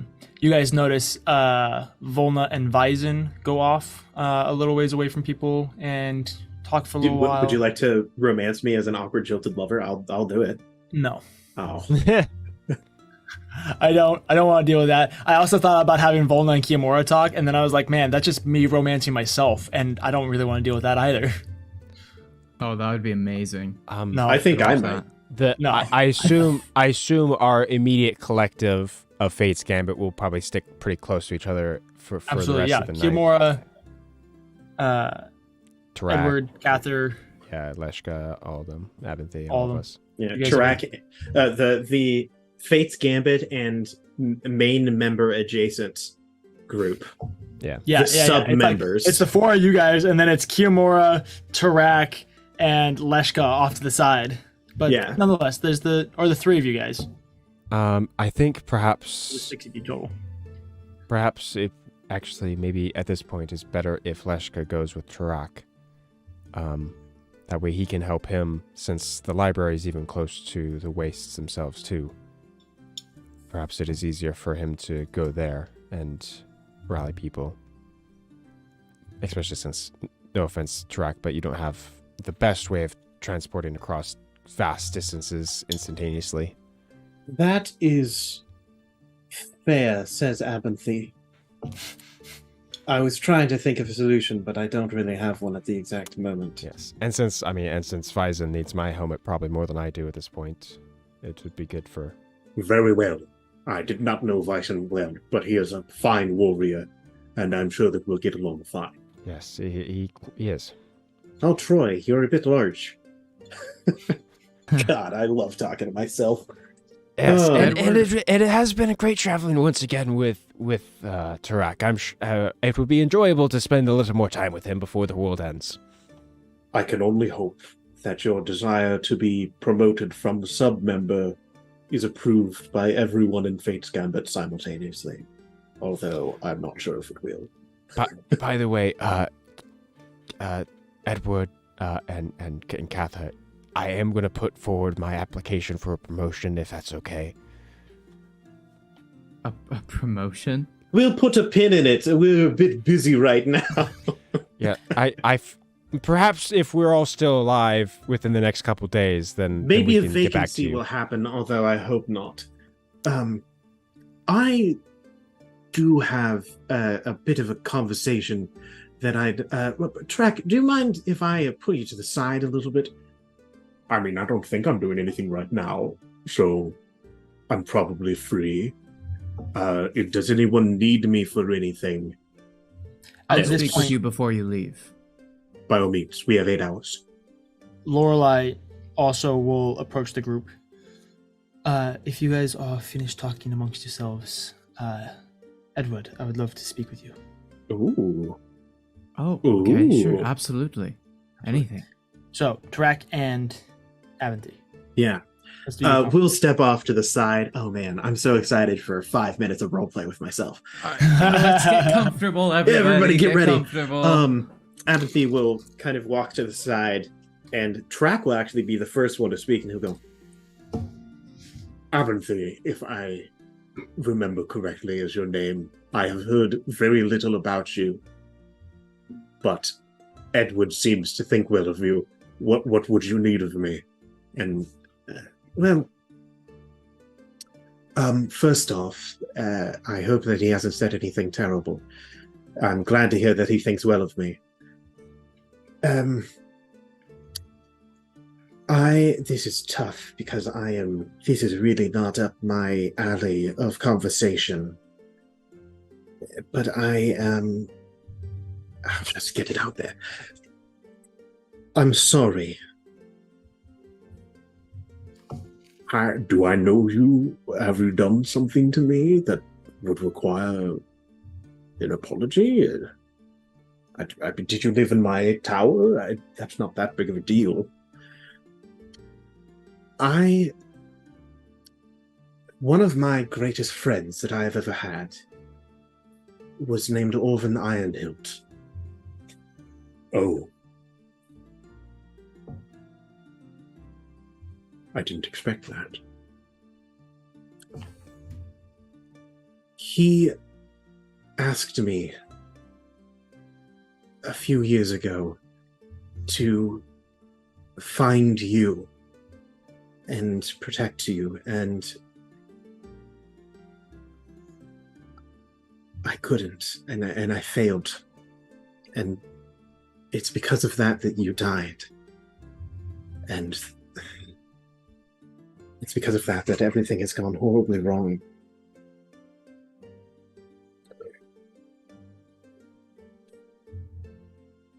I'm sorry, but do you really think that if you were there, something would have changed?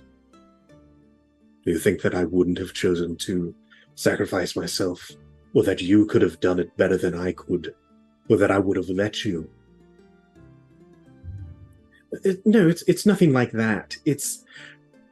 I could have done something. Avanthi, I don't know you, and you don't know me. But it has always been my honor to have sacrificed myself, and I would do it again. I very well might. And I thank you for your concern, and I'm glad that you were a friend to Orvin. But I think you need to let it go. Because you seem awfully caught up about it, and I didn't even know it was a thing, which means that it couldn't have been that important.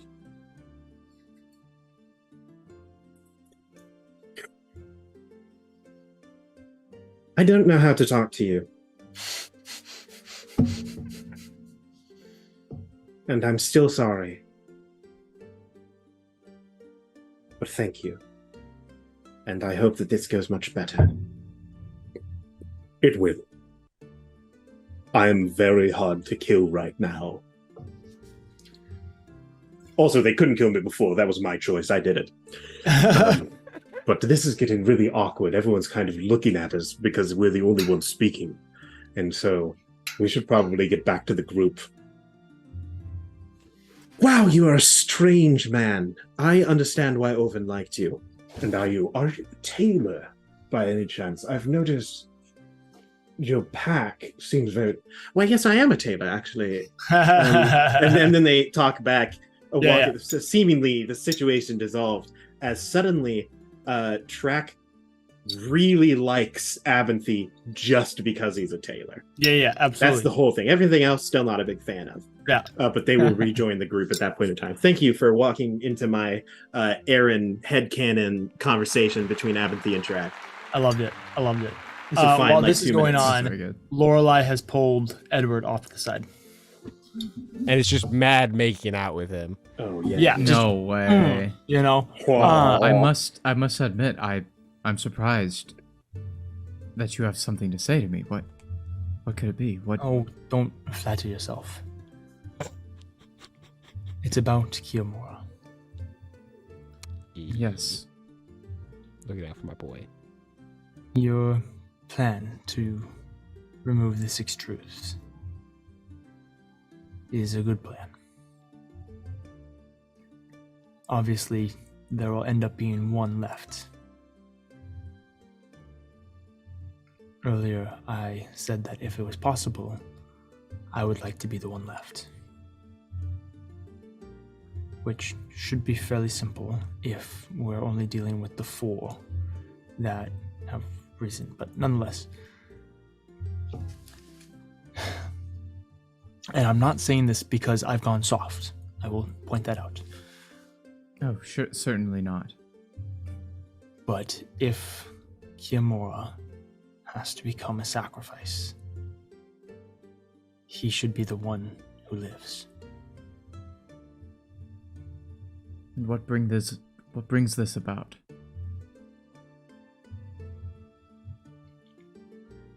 I have lived a very long time.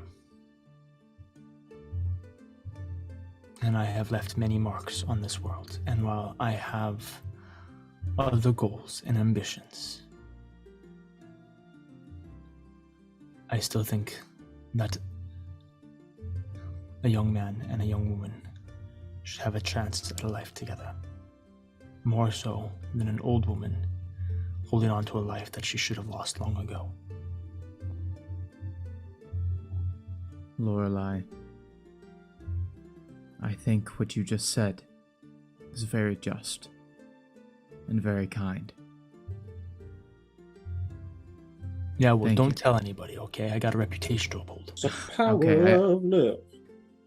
I won't tell anybody. And I can Do your best. assure you that I will protect Kiyomura. I don't care if it's one of the other ones. That's fine. They can die. My life's more important than theirs, by far. Okay, sure, I'll keep that in mind. Also, When I have to decide who's going to die. I'm not looking forward to it. Yes. I'm also like 99% sure that it won't work to sacrifice someone like Vyzen or Tarak. And I also don't think that's technically Cather counts either. I think there's qualifications have been forfeited to be fate, whatever. I just don't think it works. So I'll just Well, you would forewarn know you. better than any of us, certainly. Fun fact. I mean, this is all speculation off of my understanding of my own curse. Ooh,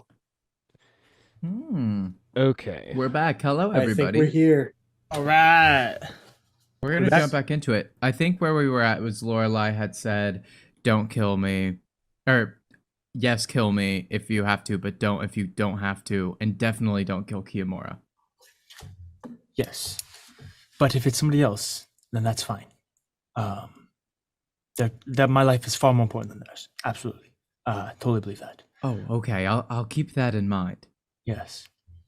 But also the other thing that I think I should point out, I think that there's requirements for the curse that prevents someone from Tarak or Vyzen from being able Is to that be a right? sacrifice. Same thing with Cather. He's got a whole other curse thing going on with him. I suppose what they said about the loophole magic, I think they might be right. It might be worth a shot, but at the same time, if it fails, could be catastrophic. We'll Yes. play it safe. Anyway, Like I said, don't tell anybody that I told you this, or I'll kill you. Okay. Okay. I'll keep it between you and I. Good. Also, the mode of creation thing. That's pretty cool. It's much more than I expected. And far more than... Well... Maybe it's not more than I deserve. I'm still working on that. Well, Nantari seemed to think it wasn't. Yeah, well, she's kind of cool. So, anyway, I have things to go do now. Preparations. And I have a wife. So I will... I'm not saying that Right. I don't need to know the details. I'm just saying I'd like to be with my wife. I'm going to go move on and do my own nefarious things over the next 8 hours. Anyway, Goodbye. I'll see you again soon. Maybe. Not killing you. She's like just ignoring you and walking away before teleporting. Do we have any more? I mean, I know that there's a million more things that we're going to talk about. I think that's going to be the last one. I had something in mind, but honestly, I want to do it next session because it's a banger. It's a banger. And I know that my thing works with Grant's thing. We gotta do it at the beginning, baby. Session for 3 minutes of content. Yeah, but going back to the beginning. So thank you guys so much for watching. We're gonna go ahead and cut it off there. Be sure to come back next week for lots more roleplay, lots more conversations, wrapping things up. We only have a few more episodes to go, so don't go anywhere. Or keep coming back every Monday night is really what I should say. Hopefully we'll get this wrapped up quickly, but nice. Bye, Anchored. Little Bye, Tiger. Show up on Thursday for table scraps. Absolutely. That will hopefully be a thing as long as I don't sleep through it or work through it or have food poisoning. 3 or 4 more episodes after this, guys. Absolutely. Or no, he told us up to 7. Maybe more. Up to 7 whole more episodes. We'll see what you guys get. Something like that. Yeah, we'll see. Anyway, good luck and Godspeed, Dungeoneers. We will see you next time. Have a great rest of your night. So long. Goodbye, everybody. Goodbye.